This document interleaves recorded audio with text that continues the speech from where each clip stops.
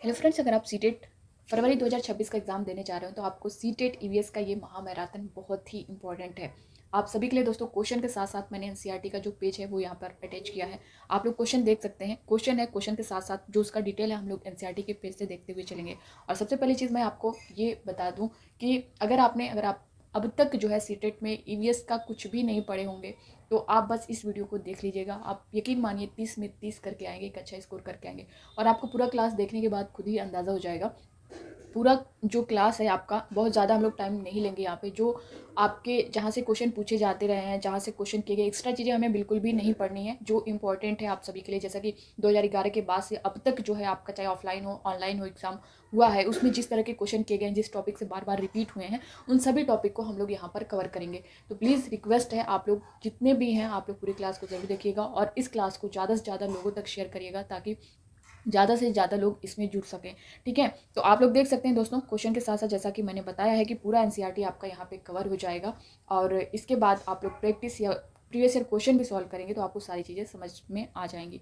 तो स्टार्ट करते हैं। आज का पहला क्वेश्चन क्या है, यहाँ पे स्क्रीन पर आप लोग देख पा स्क्रीन पर आप लोग पहला क्वेश्चन देख पा रहे होंगे दोस्तों।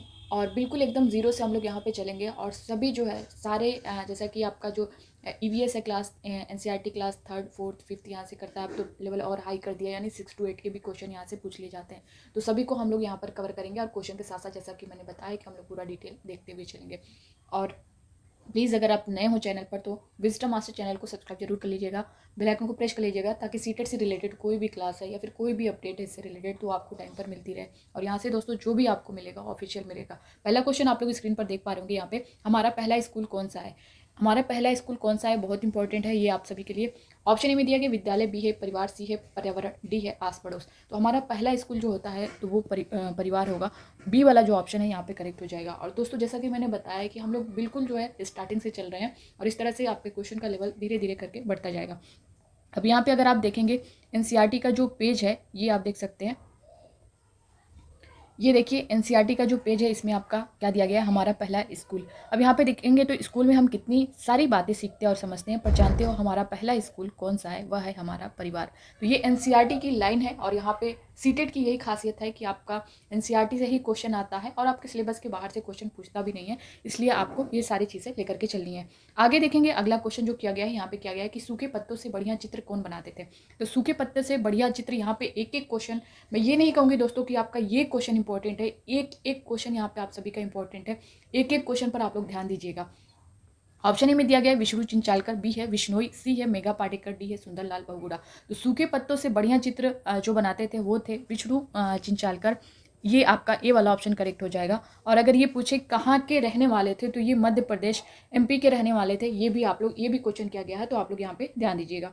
नेक्स्ट क्वेश्चन यहाँ पे देखिए, ये किया गया है कि मशहूर कलाकार विष्णु चिंचालकर जो है कहाँ के थे। तो ये आपके थे, जैसा कि मैंने अभी बताया है कि मध्य प्रदेश के थे, तो आपको मध्य प्रदेश पे टिक करना है, यानी मध्य प्रदेश जो है यहाँ पे करेक्ट हो जाएगा। नेक्स्ट क्वेश्चन देखेंगे।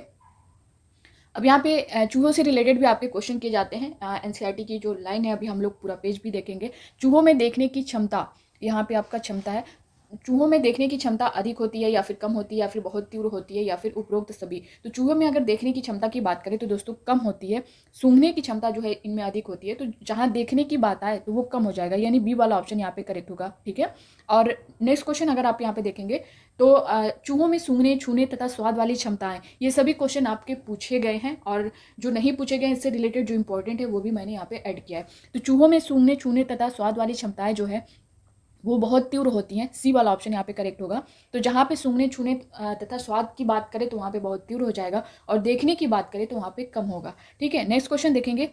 अब यहाँ पे आप देख सकते हैं एनसीईआरटी का जो पेज है, आप चूहों से रिलेटेड, क्या आप जानते हो चूहों में देखने की क्षमता कम परंतु सूंघने, छूने तथा स्वाद वाली क्षमताएं बहुत ही तीव्र होती हैं। तो ये एनसीईआरटी की लाइन है, आप लोग इसे रट लीजिए।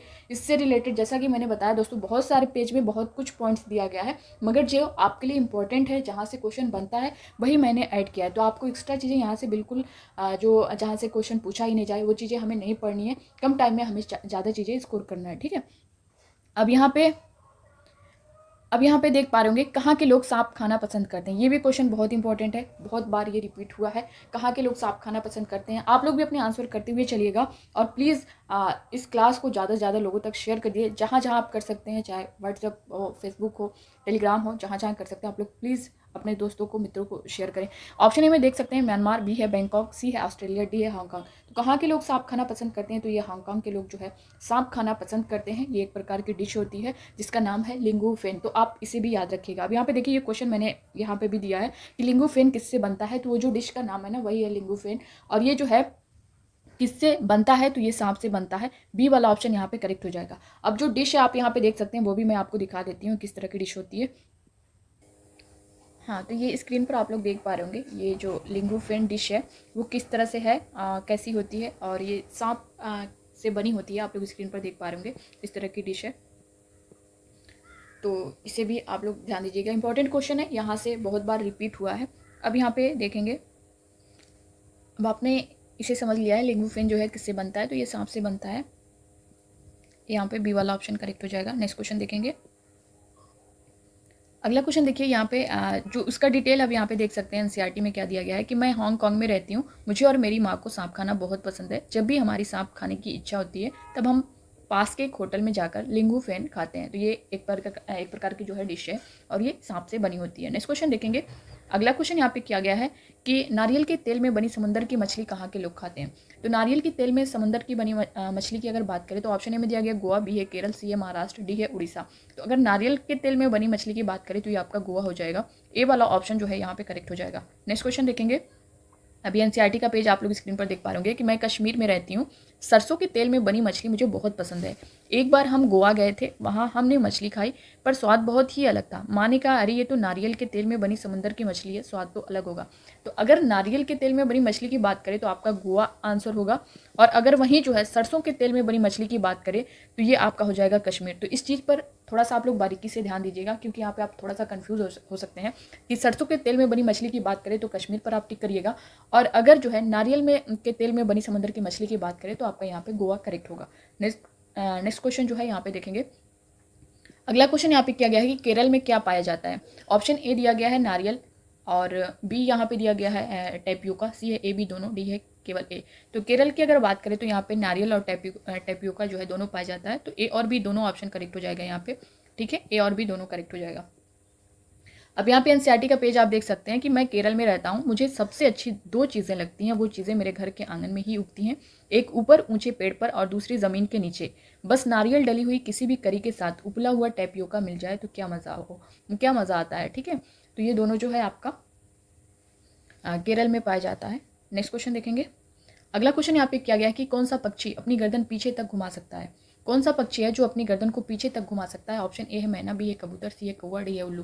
ये क्वेश्चन आपका बहुत इंपॉर्टेंट है, और जैसा कि मैंने पहले भी बताया स्टार्टिंग में ही कि दोस्तों इसमें किसी एक क्वेश्चन को कहना ही नहीं है। जैसे जो क्वेश्चन बहुत बार रिपीट हुआ है उसको मैं बोल रही हूँ कि वो जो बहुत ज़्यादा रिपीट हुआ है बार बार तो वो क्वेश्चन आपको देखने को मिल जाता है।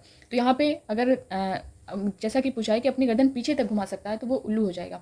ठीक है, ये जो है अपनी गर्दन को 360 डिग्री तक घुमा लेता है, तो यहाँ पे उल्लू करेक्ट होगा। और अगर झटके की बात करें कि कौन सा ऐसा पक्षी है जो अपनी गर्दन को झटके से घुमाता है, तो वहाँ पे मैना करेक्ट होगा। यानी झटके की अगर बात करें तो मैना होगा, और पूरा जो है अपनी गर्दन को पीछे तक घुमा लेता है या फिर 360 डिग्री तक घुमा लेता है तो वहाँ पे उल्लू होगा। ठीक है, तो फिलहाल यहाँ पे आपका करेक्ट आंसर डी होगा। नेक्स्ट क्वेश्चन देखेंगे। अगला क्वेश्चन यहाँ पे दिया गया है, देखिए यहाँ पे कौन सा पक्षी अपनी गर्दन झटके से घुमाता है? झटके की जहाँ भी बात करें तो वो मैना हो जाएगा। ठीक है, ए वाला ऑप्शन यहाँ पे करेक्ट हो जाएगा। अब यहाँ पे देखिए एनसीईआरटी का जो पेज है उसमें क्या दिया गया है इससे रिलेटेड। क्या तुमने कभी ध्यान दिया है कि पक्षियों के उड़ने, चलने और गर्दन घुमाने के तरीके अलग अलग हैं? मैना जो है झटके से अपनी गर्दन आगे पीछे करते हैं। देखिए मैना का खास यहाँ पे नाम दिया गया है कि अपने गर्दन जो है ये आगे पीछे करते हैं झटके से। उल्लू तो अपनी गर्दन पीछे तक घुमा सकते हैं। ठीक है, तो ये चीज़ आप लोग ध्यान देना है। नेक्स्ट क्वेश्चन यहाँ पे दिया गया है कि बांस से बने पुल भारत के किस राज्य में पाए जाते हैं? बहुत इंपॉर्टेंट है, इससे रिलेटेड क्वेश्चन तो हर बार आपको देखने को मिलता है। तो बांस से बने पुल भारत के किस राज्य में पाए जाते हैं? तो ये पाए जाते हैं आपके असम में। बी वाला ऑप्शन जो है यहाँ पे करेक्ट हो जाएगा। ठीक है, अगला जो क्वेश्चन है इससे रिलेटेड देख लेते हैं, फिर उसके बाद एनसीईआरटी का पेज हम लोग यहाँ पे देखेंगे। देखिए बांस से बने पुल जो है ये कहाँ पे? असम में। और अब इससे रिलेटेड जो एनसीईआरटी पेज में दिया गया है, आप लोग देख सकते हैं। हमारे यहाँ बारिश बहुत होती है, कभी कभी तो चारों तरफ घुटनों तक पानी भर जाता है, फिर भी हम स्कूल जाने से नहीं रुकते। एक हाथ में किताबें उठाते हैं और दूसरे हाथ से बांस को पकड़ते हैं। हम जल्दी जल्दी बांस और रस्सी से बना पुल पार कर जाते हैं। अब यहाँ पे नेक्स्ट क्वेश्चन जो दिया गया है, ट्रॉली क्या है। ट्रॉली क्या है, तो ये लकड़ी से बना झूला है या फिर लकड़ी की बनी नाव है, लोहे से बना झूला है या फिर सामान ले जाने वाला है। तो ट्रॉली की अगर बात करें तो ये जो है एक प्रकार का लकड़ी से बना झूला होता है। यहाँ पे ए वाला ऑप्शन जो है लकड़ी से बना झूला करेक्ट हो जाएगा। और ये कहाँ पे देखने को मिलता है, तो लद्दाख में। अगर पूछे कहाँ पे देखने को मिलता है तो लद्दाख हो जाएगा। बाकी ये लकड़ी से बना झूला होता है। यहाँ पे अगला क्वेश्चन भी आप लोग देख पा रहे होंगे। अगला क्वेश्चन देखिए, ट्राली का उपयोग कहाँ के लोग करते हैं, तो ये लद्दाख के लोग करते हैं। यहाँ पे जैसा कि मैंने अभी बताया इसके बारे में, तो ए वाला ऑप्शन यहाँ पे करेक्ट हो जाएगा। आप सभी के लिए क्वेश्चन बहुत इंपॉर्टेंट है दोस्तों। अच्छा लग रहा होगा तो आप लोग ज़्यादा से ज़्यादा लोगों तक शेयर करिए और इस क्लास को लाइक कर दीजिए, वीडियो को लाइक कर दीजिए। यहाँ पे देखिए, अब ट्राली से रिलेटेड जो एनसीईआरटी के पेज में दिया गया है, ये लद्दाख के लोग जो है यहाँ पे देखने को यहाँ पे मिलता है। स्कूल पहुँचने के लिए हमें रोज़ नदी पार करनी होती है, खूब चौड़ी और गहरी नदी। नदी के पार जाती हुई मजबूत लोहे की रस्सी होती है, यह दोनों तरफ से भारी पत्थरों या पेड़ों से कस कर बंधी रहती है। ट्रॉली लकड़ी से बना झूला है, ठीक है, ये जो है लकड़ी से बना झूला है और पुली की मदद से इस रस्सी पर सरकती है। हम 4-5 बच्चे एक साथ ट्रॉली में बैठ जाते हैं और पहुँच जाते हैं नदी के उस पार। तो ये देखिए, इससे रिलेटेड जो है पूरा पॉइंट्स दिया है। अब इससे बाहर आपका क्वेश्चन में नहीं किया करेगा, यानी आपके एनसीईआरटी के बुक में जो पॉइंट्स दिए हैं जिस टॉपिक से, उससे बाहर आपका क्वेश्चन नहीं जाएगा और मैंने सब कुछ यहाँ पे ऐड कर दिया है। अगला क्वेश्चन देखेंगे, यहाँ पे दिया गया है कि वल्लम क्या है। वल्लम क्या है, ऑप्शन ए है लकड़ी का बना झूला। देखिए, वल्लम है या फिर ट्रॉली है, इन सब से आपका एक क्वेश्चन बनता है, तो आप ध्यान दीजिएगा क्या है, लकड़ी का बना झूला या फिर लकड़ी का पुल है या फिर लोहे का बना झूला या फिर लकड़ी की बनी छोटी नाव है। आप लोग अपने आंसर करते रहिएगा अगर जिनको पता है। तो वल्लम क्या है, तो ये जो है एक लकड़ी की छोटी नाव है। तो यहाँ पे आप लकड़ी की बनी छोटी नाव, यहाँ पे डी वाला ऑप्शन आप देख सकते हैं, ये यहाँ पे करेक्ट हो जाएगा। और ये कहाँ पे यूज़ होता है, तो केरल पे आप टिक करिएगा अगर क्वेश्चन इस तरह का आपको देखने को मिलता है। तो फिलहाल आप क्वेश्चन यहाँ पे देख भी सकते हैं। मैंने वल्लम का प्रयोग किस राज्य में किया जाता है, तो जम्मू कश्मीर, केरल, कर्नाटक, असम। तो ये केरल के लोग करते हैं, बी वाला ऑप्शन यहाँ पे करेक्ट हो जाएगा। अगला क्वेश्चन देखेंगे, अब यहाँ पे उसका डिटेल देख सकते हैं। वल्लम से रिलेटेड, केरल के कुछ भागों में बच्चे पानी को पार करने के लिए वल्लम यानी लकड़ी की बनी छोटी नाव में बैठकर स्कूल तक पहुँचते हैं। तो ये एनसीईआरटी की पूरी लाइन है। अगला क्वेश्चन आप यहाँ पे देख सकते हैं कि जुगाड़ क्या है। जुगाड़ क्या है, ये नाव है या फिर पुल है, गाड़ी है या फिर झूला है। तो जुगाड़ जो है ये एक प्रकार की गाड़ी है, सी वाला ऑप्शन यहाँ पे करेक्ट हो जाएगा। अब यहाँ पे देख सकते हैं जुगाड़ कैसा होता है, ये देखिए यही है आपका जुगाड़ और यह है जुगाड़। हमारी गाड़ी का नाम है जुगाड़। यह फटफट करती हुई चलती है ना शानदार। आगे से देखो तो मोटर बाइक की तरह दिखाई देती है, पर पीछे से लकड़ी के फट्टों से बनी है, पीछे से जो है लकड़ी के फट्टों से बनी है। तो ये एनसीईआरटी की लाइन है, सब कुछ आप लोग यहाँ पे देख पा रहे होंगे। अगला क्वेश्चन है हाथी से रिलेटेड। हाथी तो आप सभी के लिए बहुत इंपॉर्टेंट है, इसको तो आप लोग एकदम इसकी लाइन टू लाइन पूरा रट लीजिए। यहाँ से हर बार आपको 1 से 2 क्वेश्चन देखने को मिलता है। एक बड़ा हाथी एक दिन में कितने किलोग्राम से ज़्यादा पत्ते या झाड़ियाँ खा लेता है। यहाँ पे कहा लेता नहीं है, ये खा लेता है, आप लोग इसको ध्यान दीजिएगा। तो एक बड़ा हाथी एक दिन में कितने किलोग्राम से ज़्यादा पत्ते या झाड़ियाँ खा लेता है। ऑप्शन ए में दिया गया 50 किलोग्राम या फिर 100 किलोग्राम या फिर 200 किलोग्राम या फिर डी है 1000 ग्राम। तो यहाँ पे अगर बात करें कि जैसा कि क्वेश्चन में किया गया है कि एक बड़ा हाथी एक दिन में कितने किलोग्राम से ज़्यादा पत्ते या झाड़ियाँ खा लेता है, तो ये 100 किलोग्राम से ज़्यादा पत्ते और झाड़ियाँ खा लेता है। बी वाला ऑप्शन यहाँ पे करेक्ट हो जाएगा। अब यहाँ पे देखिए, अगला क्वेश्चन उससे रिलेटेड है, हाथी कितना आराम करता है। तो ये जो है बहुत बिल्कुल भी नहीं करता, या फिर बहुत ज़्यादा, या फिर बहुत कम, या फिर इनमें से कोई नहीं। तो हाथी जो है बहुत कम आराम करता है। तो यहाँ पे सी वाला जो ऑप्शन है ये करेक्ट हो जाएगा। क्वेश्चन देखने के बाद जो है हम लोग इसका अभी एनसीईआरटी से पूरा डिटेल देखेंगे। अब यहाँ पे देखिए, हाथी एक दिन में कितने घंटे सोता है। हाथी एक दिन में बहुत कम आराम करता है। तो ये सोता भी बहुत कम है, 2 से 4 घंटे या फिर 4 से 6 घंटे या फिर 6 से 8 या फिर 8 से 10 घंटे। तो हाथी एक दिन में जो है 2 से 4 घंटे ही सोता है। ए वाला ऑप्शन यहाँ पे करेक्ट हो जाएगा। आप इनसे हाथी से रिलेटेड आप एक एक क्वेश्चन को ध्यान दीजिएगा और जो पॉइंट से उससे रिलेटेड जैसा कि एनसीईआरटी में दिया गया है, आप उसे पूरा ज़रूर देखिएगा, क्योंकि यहाँ से आपका 1-2 क्वेश्चन ज़रूर जब भी आपका एग्जाम होता है सीटेट का, उसमें देखने को मिलता है। तो हाथी कितने साल तक झुंड में रहते हैं, 9 से 10 या फिर 10 से 12 या फिर 12 से 14 या फिर 14 से 15। तो अगर झुंड की बात की जाए तो ये झुंड में 14 से 15 साल तक रहते हैं। तो डी वाला ऑप्शन जो है यहाँ पे करेक्ट हो जाएगा। अब यहाँ पे देखिए, हाथी से रिलेटेड जितने भी आपके जो पॉइंट्स हैं उससे रिलेटेड जो लाइन है, आप इस पर एक एक लाइन पर ध्यान दीजिएगा, बहुत इंपॉर्टेंट है। मैं ऐसे नहीं बोल रही हूँ, आपको क्वेश्चन जैसा कि मैंने बताया भी है कि इसके बाद आप लोग प्रैक्टिस कर लीजिएगा, या फिर प्रैक्टिस तो मैं करवा ही रही हूँ, प्रीवियस ईयर क्वेश्चन भी करवा रही हूँ, आप लोग उससे भी देख लीजिएगा, तो आपको अंदाज़ा होगा कि आपसे क्या क्वेश्चन किया गया इससे पहले सीटेट में, कहाँ से किस टॉपिक से क्वेश्चन किया गया है। तो यहाँ पे देख सकते हैं, क्या तुम जानते हो एक बड़ा हाथी एक दिन में 100 किलोग्राम से ज़्यादा पत्ते और झाड़ियाँ खा लेता है। अब यही ऑप्शन है आपका, 200 किलोग्राम दे देगा, 300 किलोग्राम देगा, 50 किलोग्राम दे देगा, तो आप कंफ्यूज हो जाएंगे। तो आप ध्यान दीजिएगा कि 100 किलोग्राम से ज़्यादा पत्ते और झाड़ियाँ खाता है। हाथी बहुत कम आराम करता है, बहुत ही कम आराम करता है। ये एक दिन में केवल 2 से 4 घंटे ही सोता है, 2 से 4 घंटे सोता है, इस पर ध्यान दीजिएगा। हाथी को पानी और कीचड़ से खेलना बहुत पसंद आता है, इससे उसके शरीर को जो है ठंडक मिलती है। वैसे उसके कान भी पंख की तरह होते हैं, गर्मी लगने पर हाथी अपने कान हिलाकर हवा करते हैं। अब क्या करता है कि क्वेश्चन आपको देगा और इसमें से 3-4 पॉइंट जो है आपका ऐसे फर्स्ट सेकेंड थर्ड करके दे देगा। इसमें दे देगा कि हाथी जो है 100 किलोग्राम यहाँ पे दिया है, तो यहाँ पे दे देगा कि हाथी जो है 200 किलोग्राम जो है एक दिन में 200 किलोग्राम से ज़्यादा पत्ते और झाड़ियाँ खा लेता है। सेकेंड में अगर आपको दे देगा हाथी जो है बहुत कम आराम करता है। तीसरा आपका दे देगा कि इसमें 2 से 4 दिया गया कि ये सिर्फ 2 से 4 घंटे ही सोता है, तो वहाँ से आपका 6 से 8 घंटे दे देगा। तो आप जब इसकी लाइन बाय लाइन पढ़े रहेंगे ना, तभी अब उसके बाद आपका देगा ABCD करके कि इसमें से कौन सा सही है कौन सा गलत है। तो अगर आप ये लाइन बाय लाइन अच्छे से पढ़े रहेंगे तभी वहाँ पर कर पाएंगे। तो इस तरह के क्वेश्चन आपको देता है, पहले फर्स्ट सेकेंड करके दे देगा। जब आपको उसकी विशेषताएं नहीं पता रहेंगी कि क्या है, इसके बारे में डिटेल नहीं पता रहेगा, तो आप नहीं कर पाएंगे। तो इस वजह से आपको ये सारी चीज़ें जानकारी होना ज़रूरी है। अगला जो है यहाँ पे देखिए, हाथी से रिलेटेड जो दिया गया है, तुमने पढ़ा कि नंदू हाथी अपने झुंड के साथ रहता है। हाथी जो अपने झुंड के साथ रहते हैं, हाथियों के झुंड में केवल हथनियाँ और बच्चे ही रहते हैं। तो इस बात का भी ध्यान दीजिएगा, अगर आप क्वेश्चन उठाएंगे तो मैं क्वेश्चन जो है जो आपका पूछा गया है उसको भी मैं अलग से हाथी से रिलेटेड है, जैसे हाथी से रिलेटेड आपका क्वेश्चन पूछा जाता है, मधुमक्खियों से रिलेटेड है, चींटी से रिलेटेड है, ये सब टॉपिक जो है बहुत इंपॉर्टेंट है, स्लॉथ से रिलेटेड है। तो उनसे जितने भी क्वेश्चन अब तक बने हैं उसका मैं अलग अलग से एक वीडियो 5-5 मिनट का दे दूंगी, आप लोग उसे देख लीजिएगा कि किस तरह से क्वेश्चन किया गया है। ठीक है, तो वो चीज़ें अगर आप देखेंगे तो और सारी चीज़ें क्लियर हो जाएंगी। फिलहाल यहाँ पर जो क्वेश्चन है, क्वेश्चन के साथ अगर आप पूरा डिटेल देख लेंगे तो आपको अगर क्वेश्चन सॉल्व कर रहे हैं तो उन सब चीज़ों की ज़रूरत नहीं पड़ेगी। लेकिन अगर 3 से 4 मिनट का वीडियो एक एक टॉपिक को अलग कर करके, जैसा कि मैंने बताया, हाथी हो या फिर मधुमक्खी हो या फिर स्लॉथ से रिलेटेड हो, कोई भी टॉपिक हो, तो जो क्वेश्चन के साथ मैं ऐड करके दे दूँगी तो आप उसे भी देख लेंगे तो सारी चीज़ें क्लियर हो जाएंगी। अब यहाँ पे देखें, झुंड की सबसे बुजुर्ग हथनी ही पूरे झुंड की नेता होती है।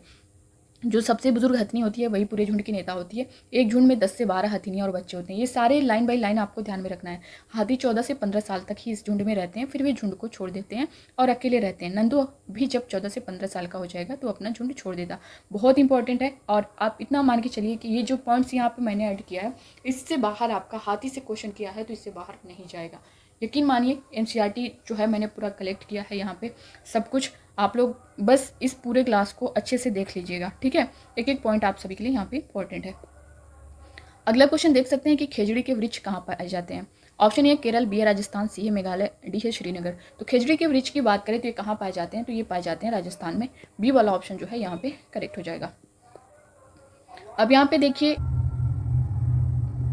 अब यहाँ पे खेजड़ी के वृक्ष से रिलेटेड जो डिटेल दिया गया NCERT में देख पा रहे होंगे। खेजड़ी ये पेड़ रेगिस्तानी इलाके में खूब पाया जाता है। इसे ज़्यादा पानी की ज़रूरत नहीं होती। इस पेड़ की छाल दवा के काम आती है। इससे भी रिलेटेड सभी जो है पॉइंट्स पर ध्यान दीजिएगा। और इसकी लकड़ी को कीड़ा भी नहीं लगता है। इस पेड़ की फलियों की सब्जी भी बनाई जाती है। इसकी पत्तियाँ वहाँ पर रहने वाले जानवर खाते हैं और इसकी छाया में तुम जैसे बहुत से बच्चे खेलते भी हैं। तो ये सारे पॉइंट्स याद रखिएगा, क्योंकि क्वेश्चन इस तरह से कर देगा कि खेजड़ी से इसमें से कौन सी खेजड़ी की विशेषताएं हैं, खेजड़ी वृक्ष की विशेषताएं हैं। तो फर्स्ट सेकेंड थर्ड में करके ऐसे दे देगा। फिर उसके बाद आपका ABCD करके ऑप्शन देगा। तो आप जब इसकी विशेषताएं आपको पता रहेंगी तभी आप करेक्ट और इनकरेक्ट यहाँ पे कर पाएंगे। तो ये सारे पॉइंट्स आपको ध्यान देना है, ठीक है। नेक्स्ट क्वेश्चन देखते हैं यहाँ पे। अगला क्वेश्चन देखिए, दिया गया है कि RT अधिनियम कब पारित किया गया था। ऑप्शन ये 2000 या फिर 2005 में या फिर 2007 में या फिर 2009 में। तो RT अधिनियम की अगर बात करें तो ये 2009 में जो है पारित किया गया है। डी वाला ऑप्शन यहाँ पे करेक्ट हो जाएगा। अगला क्वेश्चन दिया गया है, देखिए यहाँ पे अब NCERT के पेज आप जो है देख सकते हैं। क्या है RT अधिनियम 2009? ये जो है 6 से 14 साल के सभी बच्चों को मुफ्त एवं अनिवार्य शिक्षा का अधिकार देता है। तो आप ये याद रखिएगा, ठीक है। और दोस्तों प्लीज़ आप लोग जो है इस वीडियो को ज़्यादा से ज़्यादा लोगों तक शेयर करें, और अच्छा लग रहा होगा। आई होप कि मैंने यहाँ पे पूरी कोशिश की है आप सभी को अच्छे से अच्छा कंटेंट देने की, ठीक है। तो आप लोग अपना फीडबैक ज़रूर दीजिएगा, और जितने भी आप लोग देख रहे हैं चैनल को सब्सक्राइब जरूर कर लीजिएगा और लाइक कर दीजिएगा, ठीक है। तो अगला क्वेश्चन आप लोग देख पा रहे होंगे कि मधुमक्खी पालने का सबसे अच्छा समय कौन सा है। मधुमक्खी पालने का जो सबसे अच्छा समय है वो कौन सा होता है? ऑप्शन ए में दिया गया अक्टूबर से दिसंबर, या फिर अक्टूबर से नवंबर, सी है दिसंबर से जनवरी, डी है जनवरी से मार्च। बहुत इंपॉर्टेंट क्वेश्चन है आपका ये। तो मधुमक्खी पालने का सबसे अच्छा समय अगर देखा जाए तो वो अक्टूबर से दिसंबर होता है। ए वाला ऑप्शन यहाँ पे करेक्ट हो जाएगा। ठीक है, नेक्स्ट क्वेश्चन जो है मधुमक्खी से रिलेटेड भी आपका एक क्वेश्चन कर ही लिया जाता है। अब यहाँ पे देखेंगे इससे रिलेटेड जो है मैं आपको यहाँ पे मधुमक्खी से रिलेटेड कुछ पॉइंट्स जो बता रही हूँ आप लोग नोट कर लीजिएगा। यहाँ पे देखिए हर छत्ते में जो है एक रानी मक्खी होती है जो अंडे देती है। छत्ते में कुछ जो है नर मक्खी भी होती हैं। छत्ते में बहुत सारी काम करने वाली मक्खियाँ भी होती हैं। ये दिन भर जो है काम करती हैं। शहद के लिए फूलों का रस ढूंढती हैं। जब किसी मक्खी को रस मिल जाता है तो वो एक तरह का जो है नाच करती है। उससे दूसरी मक्खियों को पता चल जाता है कि रस कहाँ है। वे रस से शहद बनाती हैं। छत्ता बनाने का काम भी इन्हीं का होता है और बच्चों को पालना भी ये ना हो तो ना तो छत्ता बने और ना ही शहद इकट्ठा हो। शहद के बिना छत्ते की सारी मधुमक्खियाँ भूखी ही रह जाती हैं। नर मक्खी छत्ते के लिए कुछ खास काम नहीं करती हैं। ठीक है, तो आप ये सारे पॉइंट्स इनसे रिलेटेड जो है वो भी याद रखिएगा। अब यहाँ पे देख सकते हैं अक्टूबर से दिसंबर, देखिए अक्टूबर से दिसंबर तक का समय जो है मधुमक्खियों के अंडे देने का होता है। तो ये एनसीईआरटी की लाइन है पूरी। अब यहाँ पे अगला जो क्वेश्चन है यहाँ पे देख पा रहे होंगे, शहद के लिए फूलों का रस ढूंढती हैं नर मधुमक्खी या फिर मादा मधुमक्खी या फिर काम करने वाली मधुमक्खियाँ या फिर इनमें से सभी। तो यहाँ पे अगर आप देखेंगे, अब यहाँ पे खेजड़ी के बारे में आप देख सकते हैं जो एनसीईआरटी में डिटेल दिया गया है इससे रिलेटेड। खेजड़ी ये पेड़ रेगिस्तानी इलाके में खूब पाया जाता है। इससे ज़्यादा पानी की ज़रूरत नहीं होती। इस पेड़ की छाल दवा के काम आती है और इसकी लकड़ी को कीड़ा भी नहीं लगता। इस पेड़ की फलियों की सब्जी भी बनाई जाती है। इसकी पत्तियाँ वहाँ पर रहने वाले जानवर खाते हैं और इसकी छाया में तुम जैसे बहुत से बच्चे खेलते भी हैं। तो अब यहाँ से आपके क्वेश्चन जो करेगा वो करेगा कि खेजड़ी इसमें से कौन सी खेजड़ी की विशेषताएं नहीं है। तो अगर आप ये इसका लाइन बाय लाइन अगर आप पढ़े रहेंगे जाने रहेंगे तो आप इसे कर ले जाएंगे। फर्स्ट करके, सेकंड करके, थर्ड करके इस तरह से दे देगा और ये जो इसकी विशेषताएं हैं वो देगा और यहाँ पे आपका ABCD फिर ऑप्शन दे देगा। तो आप इसे अच्छे से पढ़े रहेंगे तो आसानी से कर लेंगे। ठीक है, तो इंपॉर्टेंट है आप सभी के लिए सारे क्वेश्चन। अब यहाँ पे देखिए अगला क्वेश्चन दिया गया है कि RT अधिनियम कब पारित किया गया था। RT अधिनियम की अगर बात करें तो ये जो है ऑप्शन ए में दिया गया है 2000 या फिर 2005 में या फिर 2007 में या फिर 2009 में। तो RT अधिनियम कब पारित किया गया था, तो ये 2009 में पारित किया गया था। यहाँ पे डी वाला ऑप्शन जो है करेक्ट हो जाएगा। डी वाला जो है यहाँ पे करेक्ट हो जाएगा। नेक्स्ट क्वेश्चन देखेंगे। अगला क्वेश्चन यहाँ पे देखिए एनसीईआरटी का जो पेज दिया गया है उसे देख सकते हैं। क्या है RT अधिनियम 2009? यह जो है 6 से 14 साल के सभी बच्चों को मुफ्त एवं अनिवार्य शिक्षा का अधिकार देता है। ठीक है, तो ये आपका इससे रिलेटेड याद रखिएगा। नेक्स्ट क्वेश्चन जो दिया गया है वो दिया गया है मधुमक्खी पालने का सबसे अच्छा समय कौन सा होता है। तो मधुमक्खी पालने का जो सबसे अच्छा समय होता है वो अक्टूबर से दिसंबर या फिर अक्टूबर से नवंबर या फिर दिसंबर से जनवरी या फिर जनवरी से मार्च। बहुत इंपॉर्टेंट क्वेश्चन है ये आपका। तो मधुमक्खी पालने की अगर बात करें तो जो इसका सबसे अच्छा समय होता है वो अक्टूबर से दिसंबर होता है। ए वाला ऑप्शन यहाँ पे करेक्ट हो जाएगा। मधुमक्खी से रिलेटेड कुछ पॉइंट्स है जो आप लोग ध्यान दीजिएगा। इसमें जो है हर छत्ते में एक रानी मक्खी होती है जो अंडे देती है। छत्ते में कुछ नर मक्खी भी होते हैं। छत्ते से बहुत सारी काम करने वाली मक्खियाँ भी होती हैं। ये दिन भर जो है काम करती हैं। शहद के लिए फूलों का रस ढूंढती हैं। जब किसी मक्खी को रस मिल जाता है तो वह एक तरह का नाच करती है। उससे पूरी मक्खियों को पता चल जाता है कि रस कहाँ है। वे रस से शहद बनाती हैं। छत्ता बनाने का काम भी इन्हीं का होता है और बच्चों को पालना भी। ये ना हो तो ना छत्ता बने और ना ही शहद इकट्ठा हो। तो जो मेन काम होता है सभी कुछ तो वो कौन करती हैं, काम करने वाली मक्खियाँ करती हैं। तो आप ये सारे पॉइंट्स जो है इससे रिलेटेड याद रखिएगा। फिलहाल क्वेश्चन देखिए, अगला जो क्वेश्चन दिया गया है इससे रिलेटेड, ये एनसीईआरटी का पेज आप लोग देख सकते हैं। यहाँ पे दिया गया है कि मधुमक्खी पालन का जो सबसे अच्छा समय होता है वो अक्टूबर से दिसंबर तक का समय मधुमक्खियों के अंडे देने का होता है। तो आप ये एनसीईआरटी का पेज जो है आप लोग देख पा रहे होंगे। अब यहाँ पे शहद के लिए फूलों का रस ढूंढती हैं, जैसा कि मैंने अभी पूरा डिटेल बताया मधुमक्खी से रिलेटेड। तो शहद के लिए फूलों का रस कौन ढूंढता है, तो ये काम करने वाली मधुमक्खियाँ ढूंढती हैं। तो यहाँ पे सी वाला ऑप्शन करेक्ट हो जाएगा। ठीक है, बाकी जो है अंडे देने का काम जो है जो रानी मक्खी होती है वो करती है। छत्ते में कुछ नर मक्खी भी होती हैं। छत्ते में बहुत सारी जो काम करने वाली मक्खियाँ हैं उनका रोल ज़्यादा होता है, जैसा कि मैंने पूरा डिटेल बताया है। अब यहाँ पे आप देखेंगे अगला क्वेश्चन जो दिया गया है कि कौन सी चींटी बिल का ध्यान रखती है। कौन सी चींटी जो है बिल का ध्यान रखती है, जैसा कि मधुमक्खी से रिलेटेड मैंने बताया है उसी तरह आपका चींटियों से रिलेटेड भी क्वेश्चन आता है और आप सभी के लिए इंपॉर्टेंट है ये। तो इसके बारे में भी मैं पूरा डिटेल यहाँ पे बता रही हूँ, इसका भी ध्यान दीजिएगा। ऑप्शन ए में देखिए रानी चींटियाँ, बी है सिपाही चींटियाँ, सी है काम करने वाली चींटियाँ, डी है उपरोक्त सभी। तो चींटियों के बारे में आप जो पॉइंट्स है यहाँ पे ध्यान दीजिएगा कि अगर मधुमक्खियों की तरह जो है चींटियाँ भी जो है मिलजुल कर रहती हैं। सभी चींटियों का काम बटा होता है। रानी चींटी की अगर बात करें तो रानी चींटी जो है अंडे देती है, सिपाही चींटी बिल का ध्यान रखती है और काम करने वाली चींटियाँ भोजन जो है इकट्ठा करके बिल तक लाती हैं। दीमक और ततैये भी जो है इसी तरह समूह में रहते हैं। तो कौन सी चींटी बिल का ध्यान रखती है? बिल के ध्यान की बात करें तो सिपाही चींटी जो है बिल का ध्यान रखती है। यहाँ पे बी वाला ऑप्शन आपका करेक्ट हो जाएगा। अगला क्वेश्चन क्या दिया गया है? अगला क्वेश्चन है कि इनमें से कौन सा समूह में नहीं रहते हैं? इनमें से जो है कौन समूह में नहीं रहते हैं? मधुमक्खी, दीमक, ततैया। मधुमक्खी भी आपके समूह में रहती है, दीमक भी, ततैया भी। तो मकड़ी नहीं रहती है। यहाँ पे डी वाला ऑप्शन जो है करेक्ट हो जाएगा। नेक्स्ट क्वेश्चन देखेंगे। एनसीईआरटी का पेज आप देख सकते हैं, यहाँ पे दिया गया है कि मधुमक्खियों की तरह चींटियां भी मिलजुल कर रहती हैं। सभी चींटियों का काम बटा होता है। रानी चींटियां अंडे देती हैं, सिपाही चींटी जो है बिल का ध्यान रखती है और काम करने वाली चींटियां भोजन ढूंढकर बिल तक लाती हैं। दीमक और ततैये भी इसी तरह समूह में रहते हैं। तो ये एनसीईआरटी का पेज है और एनसीईआरटी की पूरी लाइन है। आप यहाँ पे पूरा डिटेल देख पा रहे होंगे। नेक्स्ट क्वेश्चन देखेंगे। अगला क्वेश्चन आप लोग स्क्रीन पर देख पा रहे होंगे। यहाँ पे दिया गया है कि ढोकला, चटनी, नींबू वाले चावल कहाँ के लोग खाते हैं? ऑप्शन ए में दिया गया है गुजरात, बी है केरल, सी है गोवा, डी है राजस्थान। तो ढोकला, चटनी और नींबू वाले चावल की अगर बात किया जाए तो यहाँ पे कहाँ के लोग खाते हैं? ये गुजरात के लोग खाते हैं। ये वाला ऑप्शन यहाँ पे करेक्ट हो जाएगा। अगला क्वेश्चन देखते हैं। यहाँ पे मलयालम में वलियम्मा किसे कहते हैं? मलयालम में जो है वलियम्मा किसको कहते हैं? माँ की माँ को, या फिर माँ की बड़ी बहन को, या फिर पिता की बड़ी बहन को, या फिर पिता की माँ को। तो मलयालम में वलियम्मा की बात करें तो ये माँ की बड़ी बहन को जो है वलियम्मा कहते हैं। माँ की बड़ी बहन, बी वाला ऑप्शन यहाँ पे करेक्ट हो जाएगा। अगला क्वेश्चन है, मलयालम में अम्मू माँ किसे कहते हैं? मलयालम में जो है अम्मू माँ किसको कहते हैं? ऑप्शन ए में दिया गया माँ की माँ को, या फिर माँ की बड़ी बहन को, या फिर पिता की बड़ी बहन को, या फिर पिता की माँ को। तो अम्मू माँ की बात करें तो मलयालम में अम्मू माँ जो है माँ की माँ को कहते हैं। यहाँ पे ए वाला ऑप्शन जो है करेक्ट हो जाएगा। अब यहाँ पे एनसीईआरटी का जो पेज है आप लोग देख पा रहे होंगे। यहाँ पे दिया गया है कि विभिन्न राज्यों की भाषा, पहनावे, भोजन और भूभागों के बारे में जानकारी इकट्ठा करने में बच्चों की मदद की जा सकती है। मलयालम में वलियम्मा जो है माँ की बड़ी बहन को कहते हैं और अम्मू माँ जो है अपनी माँ की माँ को कहते हैं। अगला क्वेश्चन यहाँ पे देख पा रहे होंगे कि केरल में उपयोग की जाने वाली फेरी क्या है? फेरी क्या है केरल में जो उपयोग होती है? जैसा कि मैंने बताया है आपको, ट्रॉली, वल्लम और जुगाड़, इन सब से आपका एक क्वेश्चन देखने को मिलता है। तो ट्रॉली आप ध्यान दीजिएगा। ट्रॉली की जहाँ बात करें तो ये लकड़ी से बना झूला होता है जो कि लद्दाख में देखने को मिलता है। और वल्लम की अगर बात करें तो वल्लम जो है लकड़ी की छोटी नाव है जो कि केरल में देखने को मिलती है। जुगाड़ एक प्रकार की गाड़ी है। और यहाँ पे जो है केरल में उपयोग की जाने वाली फेरी की बात की गई है। तो फेरी जो है ये एक तरह की नाव है। यहाँ पे ए वाला ऑप्शन जो है करेक्ट हो जाएगा। अब यहाँ पे आप लोग जो है एनसीईआरटी में इसका पूरा डिटेल भी देख सकते हैं। ये देखिए इस तरह की नाव होती है, इसे ही फेरी बोलते हैं। अभी मैं ये सोच ही रही थी कि पानी के पार कैसे जाएंगे कि तभी एक बड़ी सी नाव किनारे पर रुकी। अम्मा बोली लो फेरी आ गई। फेरी में से बहुत सारे लोग उतरे, स्कूल के बच्चे, औरतें, आदमी, सभी अपना अपना सामान लिए थे। अम्मा ने बताया कि वहाँ पर पानी के दूसरी तरफ जाने के लिए केवल फेरी का ही इस्तेमाल होता है। तो ये है फेरी, एक तरह की नाव है जिसको बोलते हैं। ठीक है, अगला क्वेश्चन देखते हैं। अगला क्वेश्चन आप लोग स्क्रीन पर देख पा रहे होंगे। यहाँ पे दिया गया है कि लुई ब्रेल कहाँ के रहने वाले थे? ऑप्शन ए में दिया गया अमेरिका, बी है स्विट्जरलैंड, सी है फ्रांस, डी है इंग्लैंड। तो लुई ब्रेल की बात करें तो ये जो है फ्रांस के रहने वाले थे। सी वाला ऑप्शन यहाँ पे करेक्ट हो जाएगा।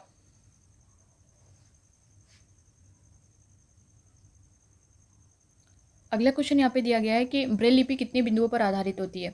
तो ब्रेल लिपि जो है ये ऑप्शन ए में दिया गया 8, 6, 4, 12। तो ब्रेल लिपि जो है ये 6 बिंदुओं पर आधारित होती है। यहाँ पे बी वाला ऑप्शन आपका करेक्ट हो जाएगा। नेक्स्ट क्वेश्चन है, ब्रेल लिपि में ऑप्शन ए दिया गया मोटे कागज पर उभरे हुए बिंदु बने होते हैं। बिल्कुल, इन्हें छूकर पढ़ा जा सकता है, ये भी सही है। ये कंप्यूटर द्वारा भी लिखा जा सकता है। बिल्कुल, तो यहाँ पे डी वाला ऑप्शन करेक्ट हो जाएगा। उपयुक्त सभी जो है यहाँ पे करेक्ट हो जाएगा आपका। अगला क्वेश्चन है, अब यहाँ पे देखिए एनसीईआरटी का जो पेज दिया गया है वो आप लोग स्क्रीन पर देख पा रहे होंगे। लुई ब्रेल फ्रांस देश का रहने वाला था। जब वो 3 साल का था तब एक दिन अपने पिता के औजारों से खेल रहा था। अचानक एक नुकीले औजार से उसकी आंखों में चोट लग गई और आंखें खराब हो गई। उसे आंखों से दिखना बिल्कुल बंद हो गया। उसके पढ़ने में बहुत रुचि थी, उसने हार नहीं मानी। वह पढ़ने के लिए तरह तरह की तरकीबें सोचता रहता था। आखिर उसने ढूंढ ही लिया एक तरीका छूकर पढ़ने का। ये बाद में ब्रेल लिपि के नाम से जानी जाने लगी। इस तरह की लिपि में मोटे कागज पर उभरे हुए बिंदु बने होते हैं। उभरे होने के कारण इन्हें छूकर पढ़ा जा सकता है। ये लिपि जो है 6 बिंदुओं पर आधारित होती है। इसे आप ज़्यादा जो है ये क्वेश्चन ज़्यादा किया जाता है। आजकल ब्रेल में नए नए परिवर्तन हुए हैं जिससे इसे पढ़ना लिखना और भी आसान हो गया है। ब्रेल लिपि अब कंप्यूटर के द्वारा भी जो है इसे लिखी जा सकती है। तो यहाँ पे दिया गया इससे रिलेटेड। अगला क्वेश्चन आप लोग स्क्रीन पर देख पा रहे होंगे। इनमें से कौन असम की विशेषताएं हैं? इनमें से कौन कौन असम की विशेषताएं हैं? ऑप्शन ए दिया गया यहाँ बारिश बहुत होती है। बी है घर जमीन से लगभग 10 से 12 फुट ऊंचे बने होते हैं। सी है ये घर अंदर से भी लकड़ी के बने होते हैं। बहुत इंपॉर्टेंट है। डी उपरोक्त सभी। तो ये सभी इसकी विशेषताएं हैं। यहाँ पे डी वाला ऑप्शन करेक्ट हो जाएगा। ये क्वेश्चन आपका बहुत बार रिपीट हुआ है। अब यहाँ पे देख सकते हैं कि मैं असम के मोलन गांव से आया हूँ। हमारे यहाँ बहुत बारिश होती है, इसलिए हमारे घर ज़मीन से लगभग 10 से 12 फुट ऊंचे बने होते हैं। अब यही जो है आपका 10 से 12 दिया गया एनसीईआरटी में, आपका 14 से 15 कर देगा, तो आप इसे ध्यान दीजिएगा। 10 से 12 फुट जो है ऊंचे बने होते हैं, इन्हें मजबूत बांस के खंभों पर बनाते हैं। ये घर अंदर से भी लकड़ी के बने होते हैं, तो ये चेंज कर देता है यही चीज़। 10 से 12 को 14 से 15 कर देगा, तो आप लोग 10 से 12 ध्यान दीजिएगा। अगला क्वेश्चन है, मनाली में घर बने होते हैं। ऑप्शन ए दिए गए ईंट के, बी है पत्थर के, सी है लकड़ी के, डी है बी सी दोनों, यानी पत्थर के भी और लकड़ी के भी। तो मनाली में जो घर बने होते हैं वो पत्थर और लकड़ी दोनों के बने होते हैं, तो यहाँ पे डी वाला ऑप्शन करेक्ट हो जाएगा, बी सी दोनों। अब यहाँ पे देख सकते हैं एनसीईआरटी का जो पेज है, मैं मनाली से आई हूँ, ये वहाँ का घर दिखाया गया है, जो एक पहाड़ी इलाका है। हमारे यहाँ भी बारिश बहुत होती है और बर्फ़ भी पड़ती है। जब ठंड ज़्यादा हो जाती है तब धूप में बैठना अच्छा लगता है। हमारे मकान पत्थर या लकड़ी से बनते हैं, तो यहाँ पे साफ तौर पे बताया गया है कि वहाँ के जो मकान हैं वो पत्थर या लकड़ी के बने होते हैं। अगला क्वेश्चन है, इनमें से कौन राजस्थान के घर की विशेषता है। राजस्थान के घर की विशेषता, घरों से रिलेटेड यहाँ पे सारे क्वेश्चन हैं। घरों की दीवारें बहुत मोटी होती हैं, यहाँ बारिश बहुत कम होती है, छतें कटीली झाड़ियों की बनी होती हैं। तो ये सभी जो है राजस्थान के घरों की विशेषताएं हैं। डी वाला यहाँ पे आपका करेक्ट आंसर हो जाएगा। अब यहाँ पे देख सकते हैं जो एनसीईआरटी का पेज है कि मैं राजस्थान के एक गांव से आया हूँ। हमारे यहाँ बारिश बहुत कम होती है और खूब गर्मी पड़ती है। हम लोग मिट्टी के घरों में रहते हैं। घरों की दीवारें बहुत मोटी होती हैं। इन दीवारों को मिट्टी से लीप पोत कर सुंदर बनाया जाता है। छतें कटीली झाड़ियों की बनी होती हैं। तो ये है उनकी विशेषताएं। अगला क्वेश्चन है, हाउस बोट कहाँ पाई जाती है। ऑप्शन ए दिया गया जम्मू कश्मीर, बी है कर्नाटक, सी है गुजरात, डी है झारखंड। हाउस बोट जो है ये आपके जम्मू कश्मीर में पाई जाती है, ये वाला ऑप्शन करेक्ट हो जाएगा। अगला क्वेश्चन है, चार चिनारी कहाँ पर है, तो ये भी आपकी जम्मू कश्मीर में ही है, तो यहाँ पे ये वाला ऑप्शन करेक्ट हो जाएगा। अगला है, डल झील कहाँ पर है। डल झील की अगर बात करें, ऑप्शन में दिया गया महाराष्ट्र, कर्नाटक, श्रीनगर, कश्मीर, डी है झारखंड। तो डल झील भी जो है आपकी श्रीनगर कश्मीर में है। इंपॉर्टेंट है आप सभी के लिए सब। शिकारे क्या है, एक प्रकार का घर है, लकड़ी की नाव है, प्यारा सा टापू है, इनमें से कोई नहीं। तो शिकारा जो है वो लकड़ी की नाव है, यहाँ पे बी वाला ऑप्शन यहाँ पे करेक्ट हो जाएगा। आगे जो इससे रिलेटेड एनसीईआरटी में दिया गया है, शाम को हम सब डल झील घूमने गए, वहाँ हमने एक हाउस बोट देखी, शिकारे में बैठे कुछ बच्चों ने चप्पू भी चलाया, चारों तरफ नीले नीले पहाड़ और बीच में चार चिनारी, तो आप देख सकती हैं पूरा। अगला क्वेश्चन यहाँ पे देखते हैं। अगला क्वेश्चन आप लोग देख पा रहे होंगे, कडम मल्लेश्वरी कहाँ की रहने वाली है। कडम मल्लेश्वरी की बात की गई है कि ये कहाँ की रहने वाली है। ऑप्शन ए है केरल, बी है कर्नाटक, सी आंध्र प्रदेश, डी है गुजरात। तो ये जो है आंध्र प्रदेश की रहने वाली है। सी वाला जो ऑप्शन है यहाँ पे आपका करेक्ट हो जाएगा। नेक्स्ट क्वेश्चन देखेंगे, इनसे रिलेटेड आपका एक क्वेश्चन बनता है, कडम मल्लेश्वरी की एक बार में कितने किलोग्राम वजन उठा लेती हैं। ऑप्शन ए में दिया गया 100 किलोग्राम, बी है 120 किलोग्राम, सी है 130 किलोग्राम, डी है 150 किलोग्राम। तो ये जो है एक बार में 130 किलोग्राम जो है वजन उठा लेती हैं। यहाँ पे सी वाला ऑप्शन आपका करेक्ट हो जाएगा। अगला क्वेश्चन यहाँ पे उनसे रिलेटेड दिया गया है कि कडम मल्लेश्वरी ने भारत के बाहर कितने मेडल जीते हैं। ऑप्शन ए है 27, बी है 29, सी है 30, डी 39। आप लोग को पता होगा तो आप लोग भी अपने आंसर करते रहिएगा। कडम मल्लेश्वरी ने भारत के बाहर जो मेडल जीते हैं वो 29 मेडल जीते हैं, तो यहाँ पे बी वाला ऑप्शन आपका करेक्ट हो जाएगा। अब यहाँ पे एनसीईआरटी का पेज आप लोग देख सकते हैं, ये है कडम मल्लेश्वरी, इनसे रिलेटेड बहुत इंपॉर्टेंट है, यहाँ से क्वेश्चन आपको देखने को मिलता है। क्या तुमने अखबार में इनके बारे में पढ़ा है। कडम मल्लेश्वरी एक वेट लिफ्टर है, ये भी ध्यान दीजिएगा कि क्या है, ये एक वेट लिफ्टर है। ये आंध्र प्रदेश की रहने वाली है, इनके पापा पुलिस में हवलदार हैं। जब ये 12 साल की थी तभी से वजन उठाने का अभ्यास करने लगी थी। अब वे एक बार में 130 किलोग्राम तक वजन उठा लेती हैं। कडम ने भारत के बाहर 29 मेडल जीते, उनकी 4 बहनें भी रोज़ वजन उठाने का अभ्यास करती हैं। तो आपको ये सारे पॉइंट्स याद रखने हैं, क्योंकि जैसा कि मैंने बताया कि अब क्वेश्चन थोड़ा सा चेंज कर रहा है, तो आपको फर्स्ट सेकंड थर्ड बोलेगा कि इसमें से कौन सी कडम मल्लेश्वरी की विशेषताएं हैं या फिर नहीं है। तो आप अगर अच्छे से पढ़े रहेंगे सब कुछ तो आप लोग कर ले जाएंगे। ये 130 किलोग्राम की जगह 120 किलोग्राम भी दे सकता है, तो आपको याद रखना है कि कितना है। अगर आप उसमें थोड़ा सा चूके तो फिर आपका एक नंबर जा सकता है। तो सारे पॉइंट्स आपको याद रखने हैं। अगला क्वेश्चन देखें, फूलों की घाटी कहाँ स्थित है। फूलों की घाटी उत्तराखंड में स्थित है, ए वाला ही ऑप्शन यहाँ पे करेक्ट हो जाएगा आपका। नेक्स्ट क्वेश्चन देखेंगे, यहाँ पे पूछा गया है कि मधुबनी चित्रकारी कहाँ की जाती है, बहुत इंपॉर्टेंट है आपका ये। ऑप्शन ए उत्तराखंड, बी है झारखंड, सी है पश्चिम बंगाल, डी है बिहार। तो मधुबनी चित्रकारी की जहाँ बात आएगी आपको वहाँ पे बिहार को टिक करना है, बिहार करेक्ट आंसर होगा। अब यहाँ पे देख सकते हैं इस तरह की चित्रकारी की जाती है। यहाँ दिखाए गए डिज़ाइन को मधुबनी कहते हैं। ये चित्रकला बहुत पुरानी है, पता है इस चित्रकला का नाम जो है मधुबनी क्यों पड़ा। बिहार में मधुबनी नाम का एक ज़िला है। त्योहारों और खुशी के मौक़ों पर वहाँ घर की दीवारों पर और आंगन में इस तरह के चित्र बनाए जाते हैं। ये भी याद रखिएगा, घर की दीवारें और आंगन पे यह चित्र जो है पिसे हुए चावल के घोल में रंग मिलाकर बनाए जाते हैं। तो ये जो पॉइंट्स है ना कि कहाँ पे दीवारों पर और आंगन में, और ये जो है पीसे हुए चावल के घोल में रंग मिलाकर बनाए जाते हैं, तो ये याद रखिएगा। नेक्स्ट क्वेश्चन देखेंगे। अगला क्वेश्चन है यहाँ पे, कचनार के फूलों की सब्जी कहाँ के लोग को पसंद है। कचनार के फूलों की सब्जी की बात करें तो ऑप्शन ए में दिया गया मध्य प्रदेश, बी है उत्तर प्रदेश, सी है महाराष्ट्र, डी है बिहार।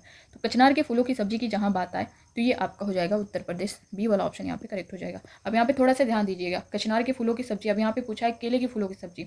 3 क्वेश्चन यहाँ से आपके बन सकते हैं, इन तीनों में आप कंफ्यूज मत होइएगा। अब कचनार के फूलों की सब्जी की बात करें तो आपका उत्तर प्रदेश होगा, केले के फूलों की सब्जी की बात करें तो केरल होगा, और सहजन के पकौड़े की बात करें तो आपका महाराष्ट्र हो जाएगा। इन तीनों को आपको ध्यान देना है, एनसीईआरटी की लाइन है।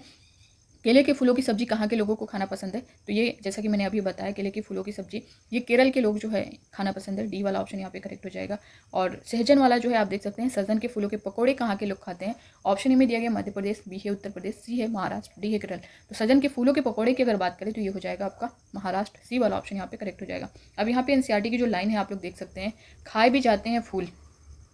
तुमने फूलों का कहाँ कहाँ इस्तेमाल देखा है, क्या तुम जानते हो फूल खाए भी जाते हैं, बहुत से फूलों की सब्जी बनती है। उत्तर प्रदेश में रहने वाली फिरोजा और नीलिमा को कचनार के फूलों की सब्जी बहुत पसंद है, यानी अगर कचनार की बात आए तो वहाँ यूपी हो जाएगा। केरल की यामिनी अपनी अम्मा से केले के फूलों की सब्जी बनाने की फरमाइश करती हैं। तो केला, क से केला, क से केरल, आप ध्यान दीजिएगा, इसको क से केला, क से केरल ध्यान दीजिएगा। कचनार के फूलों की सब्जी की बात करें तो यूपी हो जाएगा। महाराष्ट्र की ममता और उमर की सहजन के फूलों के पकौड़े बहुत पसंद है, तो सहजन के फूलों की बात करें तो वहाँ महाराष्ट्र हो जाएगा। ठीक है, इस क्वेश्चन देखेंगे। अगला क्वेश्चन है, उत्तर प्रदेश का कौन सा जिला इत्र के लिए मशहूर है, ऑप्शन ए कन्नौज, बी है आगरा, सी है वाराणसी, डी है बिजनौर। तो इत्र की बात करें तो ये आपका कन्नौज हो जाएगा, ये जो है इत्र के लिए मशहूर है, ये वाला ऑप्शन यहाँ पे करेक्ट हो जाएगा।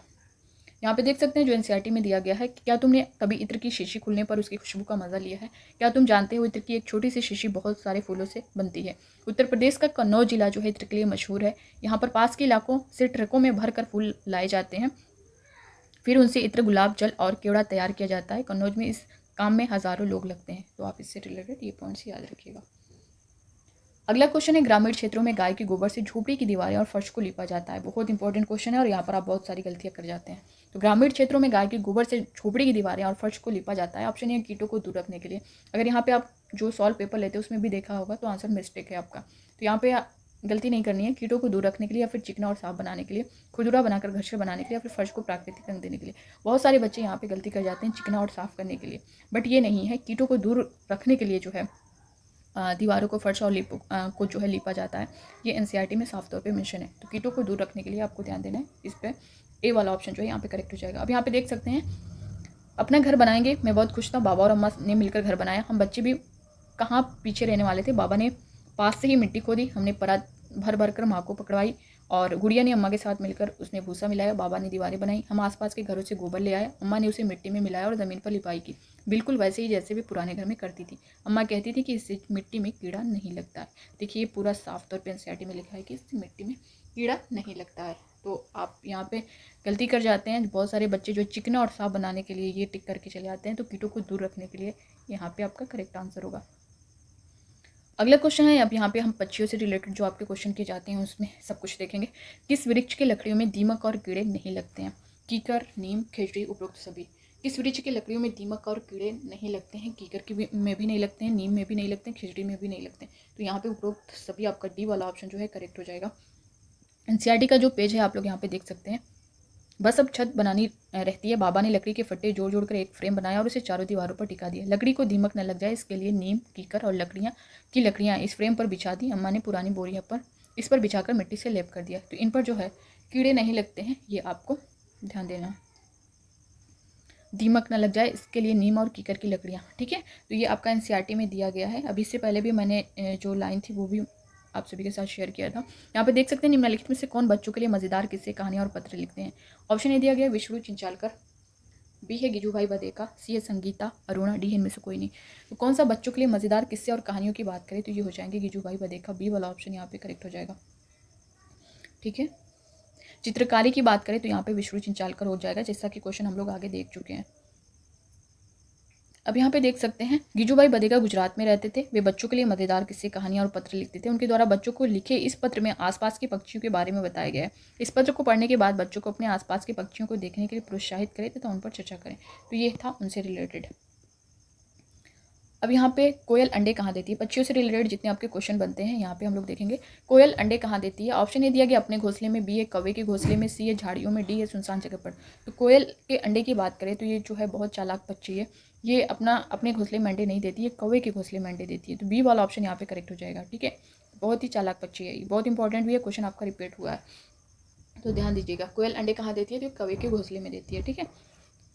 अगला क्वेश्चन यहाँ पे कौवा अपना घोंसला कहाँ बनाता है? सबसे ऊंचे पेड़ पर या फिर ऊंचे पेड़ की ऊंची डाल पर, पेड़ की ऊंची डाल पर या फिर सुनसान जगह पर?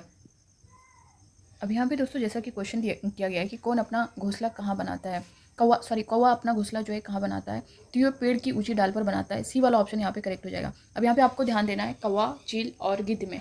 कौवे की बात करें तो पेड़ की ऊंची डाल हो जाएगा, और अगर चील की बात करें तो ऊंचे पेड़ की ऊंची डाल पर जो है वो चील बनाती है, और सबसे सुनसान जगह पर ऊंचे पेड़ पर जो है गिद्ध बनाती है। तो इन तीनों में आपको कन्फ्यूज नहीं होना है, ठीक है। नेक्स्ट क्वेश्चन देखेंगे। अगला क्वेश्चन यहाँ पे देखिए किया गया है कि चील अपना घोंसला कहाँ बनाती है? सबसे ऊंचे पेड़ पर या फिर ऊंचे पेड़ की ऊंची डाल पर। सी है पेड़ की ऊंची डाल पर, सुनसान जगह के पेड़ों पर। तो सुनसान की अगर बात करें तो वहाँ गिद्ध हो जाएगा। चील की बात किया है तो यहाँ पे ऊंचे पेड़ की ऊंची डाल पर जो है बी वाला ऑप्शन यहाँ पे करेक्ट हो जाएगा। सारे क्वेश्चन आप सभी के लिए इंपॉर्टेंट है। प्लीज़ रिक्वेस्ट आप लोग चैनल को सब्सक्राइब कर लें जिन लोगों ने अभी तक नहीं किया है। इसी तरह मैं सभी सब्जेक्ट का चाहे जैसा कि ईवीएस का आज मैं दे रही हूँ, बाकी जो सीडीपी है आपका, हिंदी का है, मैथमेटिक्स का है, जितना भी है पेपर 2 में आपका जो है एसएसटी के हों या फिर साइंस के बच्चे हों, सभी का मैं अलग अलग मैराथन दे दूँगी। आप लोग उसे ज़रूर देखिएगा। बहुत ज़्यादा नहीं, 1 से 2 घंटे का आपका वीडियो रहेगा। आप उसे देखेंगे तो सारी चीज़ें आपकी क्लियर हो जाएंगी। अगर आपने अब तक बिल्कुल नहीं पढ़ा है, आप उन वीडियो को देख लेंगे तो आप एक अच्छा स्कोर करके आएंगे। यहाँ पे देखिए क्वेश्चन में गिद्ध की बात की गई है। गिद्ध अपना घोंसला कहाँ बनाता है? तो ये जो है जैसा कि मैंने बताया कि सुनसान जगह के ऊंचे पेड़ों पर जो है ये अपना घोंसला बनाता है। तो यहाँ पे डी वाला ऑप्शन यहाँ पे करेक्ट हो जाएगा। ऊंचे पेड़ की ऊंची डाल की बात करें तो चील होगा, और पेड़ की ऊंची डाल की बात करें तो वहाँ पे कौवा हो जाएगा। अगला क्वेश्चन यहाँ पे देखते हैं। नेक्स्ट क्वेश्चन दिया गया है कि दर्जन चिड़िया अपना घोंसला कैसे बनाती है? जैसा कि दर्जन चिड़िया से ही आप पकड़ पा रहे हो, यहाँ पे ये आपका सभी इंपॉर्टेंट है। पक्षियों से रिलेटेड भी आपका एक क्वेश्चन बनता है। तो आप जैसा कि मैंने शुरू में भी बताया, और जिन लोगों ने अभी तक पूरा क्लास लिया होगा तो आप सभी को पता होगा कि ये कंटेंट आपके लिए कैसा है। और फीडबैक प्लीज़ आपसे रिक्वेस्ट है, फीडबैक ज़रूर दीजिएगा और ज़्यादा से ज़्यादा लोगों तक शेयर करिएगा। सब्सक्राइब जरूर कर लीजिएगा, क्योंकि यहाँ पे मैं आपको बता दूं कि 92% ऐसे हैं जो वीडियो को प्रॉपर वॉच करें मगर अभी तक चैनल को सब्सक्राइब नहीं किए, सिर्फ 8% ही किए हैं। तो प्लीज़ आपको सब्सक्राइब का बटन प्रेस करने में कुछ नहीं जाता है, इससे मुझे और मोटिवेशन मिलेगा आप सभी के लिए, और मैं अच्छे से अच्छा कंटेंट लाने की कोशिश करूँगी। तो फिलहाल आप लोग अपना आंसर करिए। दार्जिन चिड़िया की अगर बात करें तो ये जो है अपनी चोंच से पत्तों को सीख कर जो है अपना घोंसला बनाती है। तो डी वाला ऑप्शन यहाँ पे करेक्ट हो जाएगा, ठीक है, डी वाला। नेक्स्ट क्वेश्चन दिया गया है कि फाख्ता अपने घोंसला कहाँ बनाते हैं? फाख्ता कैक्टस के कांटों के बीच, मेहंदी की मेड़ में, ऊंचे पेड़ों पर, ए बी दोनों। तो फाख्ता की अगर बात करें तो ये कैक्टस के कांटों के बीच और मेहंदी की मेड़ में। तो ए वाला बी दोनों यहाँ पे करेक्ट है। तो ए बी दोनों यहाँ पे डी ऑप्शन देख पा रहे ये यहाँ पे करेक्ट हो जाएगा। नेक्स्ट क्वेश्चन देखेंगे। अगला क्वेश्चन क्या गया है? शकरखुरा अपना घोंसला कैसे बनाते हैं? शकरखुरा की बात करें ऑप्शन में दिया गया कपड़ों की चीरतेड़, बी है मकड़ी के जाले, सी है पेड़ की छाल के टुकड़े, डी है उपयुक्त में सभी। तो अगर यहाँ पे शकरखुरा की बात करें दोस्तों, ये जो है अपना घोंसला बाल से, बारीक घास से, टहनियाँ, सूखे पत्ते से, रुई से, पेड़ की छाल से, कपड़ों की चीथड़े से, इन सभी से जो ये अपना घोंसला बनाते हैं। तो यहाँ पे जैसा कि ऑप्शन में भी दिया गया है तो ये उपयुक्त सभी हो जाएगा। डी वाला ऑप्शन यहाँ पे करेक्ट हो जाएगा। अगला क्वेश्चन है कौवा अपना घोंसला कैसे बनाते हैं? नरम घास, लोहे के तार, लकड़ी की शाखाएं। तो ये नरम घास से नहीं बनाते हैं, लोहे के तार से बनाते हैं, लकड़ी की शाखाओं। ये बी और सी दोनों यहाँ पे करेक्ट हो जाएगा, ठीक है, डी वाला ऑप्शन यहाँ पे करेक्ट हो जाएगा। अगला क्वेश्चन देखिए, ये अब देखिए आप लोग एनसीईआरटी का जो पेज है, कलचिड़ी, ये कलचिड़ी चिड़िया, ये कौवा है। अब यहाँ पे इनसे रिलेटेड जितने पक्षियों से रिलेटेड पूरा डिटेल देख सकते हैं। गोपाल भाई के घर वाली सड़क के किनारे बहुत सारे पत्थर, इन पत्थरों के बीच खाली जगह में कलचिड़ी इंडियन रोबिन ने अंडे दिए। कलचिड़ी जो है इंडियन रोबिन को बोलते हैं। बच्चू भाई ने मुझे बहुत जगह दिखाई, मैंने दूरबीन से घोंसले में देखा, घोंसले घास से बना, उसके ऊपर पौधों की नाजुक टहनी, जड़ें, ऊन, बाल, रुई सब बिछा है। कलचिड़ी का घोंसला ऐसा ही होता है। तो कलचिड़ी के अगर घोंसले की बात करें तो ये आपका हो जाएगा किससे बना होता है?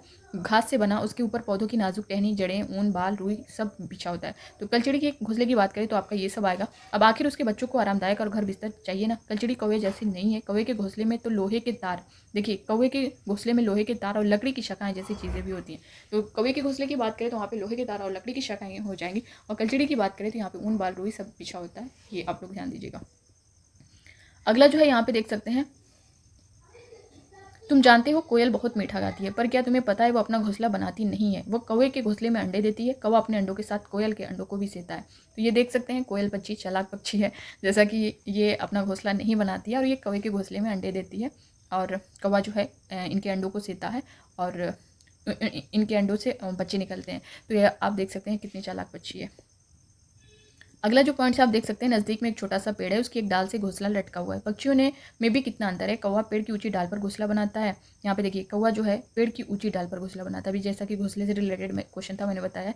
जबकि फाख्ता जो है कैक्टस के कांटों के बीच या मेहंदी की मेड़ में, ये भी क्वेश्चन अभी मैंने बताया। गौरैया आमतौर पर घर में आसपास दिखाई देती हैं, वह कहीं भी जो है घोंसला बनाती हैं, अलमारी के ऊपर, आईने के पीछे, कहीं भी बना लेती हैं। अगला है घर की दीवार के आले में कबूतर भी ऐसे ही अपना घोंसला बनाता है। पुराना मकान या खंडहरों में बसंत गौरी जो गर्मियों में टुक टुक करते रहते हैं, पेड़ के तने में गहरा छेद बनाकर उसमें अंडे रखते हैं। कौन? बसंत गौरी की बात करें तो ये जो है पेड़ के तने में गहरा छेद बनाकर उसमें अंडे रखते हैं। दार्जिलिंग चिड़िया की बात करें तो जैसा नाम वैसा काम, वो अपनी नुकीली चोंच से पत्तों को सी लेती हैं और उसके बीच जो है में बनी थैली को अंडे देने के लिए तैयार करती हैं। यही उसका घोंसला। तो आप देख सकते हैं ये अपनी चोंच से जो है पत्तों को सी कर अपना घोंसला बनाती हैं। अब यहाँ पे देख सकते हैं शकरखुरा की बात करें तो किसी छोटे पेड़ या झाड़ी की डाली पर अपना लटकता घोंसला बनाती हैं। उसी शाम हमने एक डाल से टंगा शकरखुरा का घोंसला देखा। क्या तुम जानते हो कि ये घोंसला किन चीज़ों से बनता है? घोंसले में बाल, बारीक घास, पतली टहनियाँ, सूखे पत्ते, रुई, पेड़ की छाल के टुकड़े और कपड़ों के चिथड़े होते हैं। तो ये है शकरखुरा का घोंसला, जो जिससे वे अपना घोंसला बनाते हैं। तो यहाँ पे सब कुछ दिया गया है। आगे आप देख सकते हैं यहाँ पे वीवर पक्षी के बारे में। वीवर से आपका बहुत इंपॉर्टेंट है, यहाँ पे बहुत बार ये क्वेश्चन रिपीट हुआ है, तो आप लोग इससे ध्यान दीजिएगा। तुम वीवर पक्षी के बारे में ये बात जानते हो? सभी नर वीवर पक्षी अपने अपने घोंसले बनाते हैं। मादा वीवर उन सभी घोंसलों को देखती है, उनमें से जो उसे सबसे अच्छा लगता है उसमें ही वो अंडे देती है। तो ये आप देख सकते हैं सभी जो है नर वीवर पक्षी होते हैं वो अपने अपने घोंसले बनाते हैं। मादा वीवर उन सभी घोंसलों को देखती है, जो उसको सबसे अच्छा लगता है उसमें ही वो अंडे देती है। तो ये यहाँ से क्वेश्चन बहुत बार रिपीट हुआ है, आप इसे ध्यान दीजिएगा। अगला क्वेश्चन है निम्नलिखित में से कौन पक्षियों के दुश्मन है जो इनके अंडे चुरा लेते हैं? कौवे, गिलहरी, चूहा, बिल्ली, ये सब जो है पक्षियों के दुश्मन है, उनके अंडे चुरा लेते हैं। तो पूरा सभी जो है डी वाला ऑप्शन यहाँ पे करेक्ट हो जाएगा। यहाँ पे एनसीईआरटी की लाइन आप देख सकते हैं। आजकल सब पक्षी बहुत व्यस्त हैं। घोंसले बनाना और अंडे देना यह तो पहला कदम है। बड़ी मेहनत से बनाए गए घोंसले में बच्चों को ठीक से पालकर बड़ा करना बहुत मुश्किल काम होता है। पक्षियों के कई दुश्मन हैं, मनुष्य और दूसरे जानवर भी। कौवे, गिलहरी, बिल्ली और चूहे मौका देखते ही अंडे चुरा लेते हैं, कई बार घोंसले को भी तोड़फोड़ देते हैं। तो ये सारे पॉइंट्स आप लोग याद रखिएगा। नेक्स्ट क्वेश्चन है बरगद के पेड़ की लटकन क्या है? बरगद के पेड़ की लटकन की बात करें तो जड़ है या फिर टहनी या फिर दोनों है। तो बरगद के पेड़ की जो लटकन होती है वो जड़ होती है। तो यहाँ पे ए वाला ऑप्शन करेक्ट हो जाएगा, आप इसे ध्यान दीजिएगा। बहुत सारे बच्चे टहनी करके चले आते हैं। अब यहाँ पे देख सकते हैं जो एनसीईआरटी में दिया गया। और सुनो एक मज़ेदार बात, बरगद के पेड़ की लटकन जिस पर अब्दुल और तुम्हारे जैसे बच्चे झूला झूलते हैं, असल में इसकी जड़ें हैं। ठीक है, क्या है? जड़ें हैं। वे जो है टहनियों से निकलती हैं। तो आप ये याद रखिएगा, उसकी जड़ें। नेक्स्ट क्वेश्चन यहाँ पे दिया गया है रेगिस्तानी ओक कहाँ पाया जाता है? ऑप्शन ए में है मेघालय, बी है ऑस्ट्रेलिया, सी है इंडोनेशिया, डी है अबू धाबी। रेगिस्तानी ओक की अगर बात करें तो ये कहाँ पाया जाता है? ये ऑस्ट्रेलिया में पाया जाता है। बी वाला ऑप्शन यहाँ पे करेक्ट हो जाएगा। नेक्स्ट क्वेश्चन देखेंगे। यहाँ पे देख सकते हैं जो एनसीईआरटी का पूरा पेज है, आप देख पा रहे होंगे। ऑस्ट्रेलिया में एक पेड़ पाया जाता है जिसका नाम है रेगिस्तानी ओक। बहुत इंपॉर्टेंट है, यहाँ पे से भी क्वेश्चन बहुत बार आया है। इसकी ऊंचाई तुम्हारी क्लास की दीवार के लगभग होती है और पत्तियां बहुत ही कम। अंदाज़ा लगाओ इसकी जड़ें ज़मीन में कितनी गहरी जाती हैं। सोचो यदि ऐसे 30 पेड़ ज़मीन पर लाइन से लिटा दिए जाएँ, उस लंबाई तक ज़मीन में गहरी जाती हैं। उस लंबाई तक ज़मीन में गहरी जाती हैं। उस पेड़ की जड़ें जब तक कि पानी तक न पहुँच जाएँ, ये पानी पेड़ के तने में जमा होता रहता है। उस इलाके में रहने वाले लोग ये बात जानते थे। और ये इसका एक एक पॉइंट याद रखिएगा। जैसा कि मैंने बताया कि अब जो क्वेश्चन थोड़ा चेंज कर रहा है तो वो पॉइंट वाइज दे रहा है कि इसमें से पूछ देगा कि इसमें से कौन सी रेगिस्तानी ओक की विशेषताएं हैं, या फिर पूछ देगा इनमें से कौन सी रेगिस्तानी ओक की विशेषताएं नहीं है। तो आप ये सारे पॉइंट्स जाने रहेंगे तब आप उसे आसानी से कर ले जाएंगे। अगला क्वेश्चन है निम्नलिखित में कहाँ पर पेट्रोल पानी से सस्ता है? Option A Rajasthan, B Australia, C है मेघालय, डी अबू धाबी। कहाँ पर पेट्रोल पानी से सस्ता है? तो ये अबू धाबी में है। ये मैं नहीं बोल रही, एनसीईआरटी बोल रही है, तो आप लोग इसे ध्यान दीजिएगा। कहाँ पर पेट्रोल पानी से सस्ता है? तो अबू धाबी में। ये एनसीईआरटी की लाइन है, आप यहाँ पे देख भी सकते हैं। अब देखिए यहाँ पे दिया गया है केरल में बने अपने घर के आसपास की हरियाली और ठंडे पानी को मैं बहुत याद करती थी, अब यहाँ आकर बहुत अच्छा लग रहा है। कंजुम्मा बोली बारिश कैसे होती है? बात तो शांता और शशि भूल ही गए। वैसे भी रेगिस्तान में बारिश नहीं होती, वहाँ पानी सचमुच बहुत कीमती है। वहाँ न बारिश है न ही नदियाँ, न झील है न ही तालाब, ज़मीन के नीचे भी वहाँ पानी नहीं है। चिट्टपन ने कहा, शशि ने बीच में कहा, लेकिन वहाँ रेतीली ज़मीन के नीचे तेल होता है, इसलिए तो वहाँ पेट्रोल आसानी से मिल जाता है। वहाँ पेट्रोल पानी से सस्ता है, चिट्टपन ने बताया। ठीक है, कहाँ पर? अबू धाबी में। नेक्स्ट क्वेश्चन देखते हैं, लौंग मसाला क्या है? मसालों से रिलेटेड भी आपके क्वेश्चन किए जाते हैं जो कि एनसीईआरटी में मेंशन है आप सभी का। लौंग मसाला क्या है? कली है या फिर फूल है या फिर फल है या फिर बीज है? इस तरह से पोएम भी करके दिया था, उस क्वेश्चन को मैं करवाऊंगी आप सभी को। लौंग मसाला क्या है? तो यह है एक कली है। ए वाला ऑप्शन यहाँ पे करेक्ट हो जाएगा। अब यहाँ पे देखिए, कील जैसी दिखती हूँ पर मैं एक कली हूँ, चॉकलेटी भूरे रंग की तेज़ खुशबू वाली हूँ, जब दर्द होता है दांत में तब मुझे रख दांत में, सोचो सोचो कौन हूँ मैं, जल्दी बोलो कौन हूँ मैं। अब ये क्या किया था कि ये जो है कील जैसी दिखती हूँ पर मैं एक कली हूँ, चॉकलेटी भूरे रंग की तेज़ खुशबू वाली हूँ, ये चारों जो है लाइन उठा के आपके क्वेश्चन में ऐड कर दिया था। तो अगर आप जानते रहेंगे तो कर लेंगे। ये क्या है? एक कली है, लौंग जिसको बोलते हैं। तो ये दर्द, जब दाँत में दर्द होता है तभी इसका यूज़ किया जाता है। तो आप सारे पॉइंट्स से रिलेटेड याद रखिएगा। अगला क्वेश्चन देखिए, मसालों का बगीचा किस राज्य को कहते हैं? ऑप्शन ए है असम, बी है केरल, सी है कर्नाटक, डी है मेघालय। तो मसालों के बगीचे की अगर बात करें तो ये केरल हो जाएगा। बी वाला ऑप्शन यहाँ पे करेक्ट हो जाएगा। नेक्स्ट क्वेश्चन देखेंगे, यहाँ पे देखिए, मैं हूँ कुट्टन, मैं केरल में रहता हूँ। मेरे घर के आंगन में मसालों का बगीचा है। वहाँ मैं तेज पत्ता, छोटी इलायची, बड़ी इलायची, काली मिर्च आदि को उगते देखता हूँ। एनसीईआरटी की लाइन है। नेक्स्ट क्वेश्चन है, फौजी वहीदा कहाँ से हैं? Option A Jammu Kashmir, B है केरल, सी है कर्नाटक, डी है बिहार। तो फौजी वहीदा की अगर बात करें तो ये जम्मू कश्मीर से हैं। ये वाला ऑप्शन यहाँ पे करेक्ट हो जाएगा। एनसीईआरटी में मेंशन है ये। चीलबाज गिद्ध हमसे कितनी गुना ज़्यादा दूर से चीज़ों को देख लेते हैं? चीलबाज गिद्ध और बाघ से ये क्वेश्चन आपको देखने को मिलता है, कितने गुना चीज़ों को देख सकते हैं। तो बहुत इंपॉर्टेंट है आपका, इसे रट लीजिएगा। ऑप्शन ए 2 गुना, बी है 4 गुना, सी है 6 गुना, डी है 8 गुना। चीलबाज और गिद्ध की अगर बात करें तो ये 4 गुना हो जाएगा। बी वाला ऑप्शन यहाँ पे करेक्ट हो जाएगा। और अगर यहीं बाघ की बात करें तो 6 गुना होगा। ये 4 गुना, वो 6 गुना। ठीक है, तो आप लोग इसे ध्यान दीजिएगा। अभी वो क्वेश्चन आगे मैंने ऐड किया है, आप उसे भी देख सकते हैं। अब यहाँ पे देखिए, जैसे हम इतने सारे रंग दिखाई देते हैं उतने रंग जानवरों को दिखाई नहीं देते। देखो, इन जानवरों को ये चित्र दिखाई देते हैं। अब यहाँ पे चीलबाज और गिद्ध जैसे पक्षी हमसे 4 गुना ज़्यादा दूर से देख पाते हैं। जो चीज़ें हम 2 मीटर की दूरी से दिखाई पड़ती है, वही चीज़ें ये पक्षी 8 मीटर की दूरी से देख लेते हैं। तो एनसीईआरटी में मेंशन है और यहाँ से क्वेश्चन आपका रिपीट हुआ है, बहुत इंपॉर्टेंट है। अगला क्वेश्चन है, रात में जागने वाले जानवर हर चीज़ को कैसे देखते हैं? तो ये जो है हर चीज़ को लाल हरा या फिर हरा काला काला सफ़ेद काला, तो ये हर चीज़ को काला सफ़ेद देखते हैं। ये क्वेश्चन भी आपका बहुत इंपॉर्टेंट है, रिपीट हुआ है कई बार। अब यहाँ पे देखिए दिया गया है कि आमतौर पर माना जाता है कि दिन में जागने वाले जानवर कुछ रंग देख पाते हैं, रात में जागने वाले जानवर हर चीज़ को सफ़ेद और काली ही दिखते हैं। तो रात में जागने वाले की बात करें तो सफ़ेद और काली हो जाएगा। नेक्स्ट क्वेश्चन देखते हैं। अगला क्वेश्चन है, स्लॉथ कितने घंटों से उल्टे लटक कर मस्ती से सोता है? बहुत इंपॉर्टेंट क्वेश्चन है आपका स्लॉथ से, बहुत ही इंपॉर्टेंट है। इसका भी एक एक पॉइंट आप लोग रट लीजिएगा। यहाँ पे स्लॉथ से रिलेटेड एक कहेंगे सीटेट का जो फेवरेट टॉपिक है आपका स्लॉथ है, हाथी से रिलेटेड है, मधुमक्खी से रिलेटेड है। इन सभी से आपका एक क्वेश्चन जो है देखने को मिलता है। ऑस्ट्रेलियाई ओक से है। ऑप्शन ए में दिया गया 12 घंटे, बी है 15 घंटे, सी है 17 घंटे, डी है 19 घंटे। तो स्लॉथ जो है 17 घंटे जो है पेड़ से उल्टा लटक कर मस्ती से सोता है। यहाँ पे सी वाला ऑप्शन जो है करेक्ट हो जाएगा। अभी यहाँ पे एनसीईआरटी का पूरा डिटेल आप लोग देखेंगे। स्लॉथ का जीवन काल कितना होता है? लगभग 30 वर्ष या फिर 35 वर्ष या फिर 40 वर्ष या फिर 50 वर्ष। स्लॉथ का जो जीवन काल होता है वो 40 वर्ष होता है। सी वाला ऑप्शन यहाँ पे करेक्ट हो जाएगा। अब यहाँ पे देखिए, जो स्लॉथ से रिलेटेड एनसीईआरटी में पूरा दिया गया और इससे बाहर आपका क्वेश्चन नहीं जाएगा। अगर स्लॉथ से क्वेश्चन कर रहा है तो ये जितने पॉइंट्स दिए हैं ना, इससे बाहर आपका क्वेश्चन नहीं जाने वाला है, तो आप इसे रट लीजिएगा। ये देखिए स्लॉथ आपको दिख रहा होगा कैसा है, इतना आलसी जानवर है कि अब यहाँ पे इसके बारे में आप लोग पढ़ सकते हैं। ये भालू जैसा दिखता है। अब यहाँ पे ऑप्शन में आपको क्या देगा कि कुछ और बता देगा, ये ऐसा दिखता है। तो आप ध्यान दीजिएगा कि ये भालू जैसा दिखता है, पर भालू नहीं है। ये दिन के करीब 17 घंटे, कितना 17 घंटे जो है पेड़ों से उल्टे सिर लटक कर मस्ती से सोता है। ये जिस पेड़ पर रहते हैं उसी के पत्ते खाकर पलते हैं, इसलिए इन्हें कहीं और जाने की ज़रूरत ही नहीं पड़ती। जब ये अपने पेड़ के सारे पत्ते खा लेते हैं तभी वे पास के पेड़ों पर जाते हैं। लगभग 40 वर्ष के अपने पूरे जीवन काल में मुश्किल से 8 पेड़ों पर घूमने की तकलीफ उठाते हैं। ये सप्ताह में एक बार ही शौच करने के लिए पेड़ से नीचे उतरते हैं।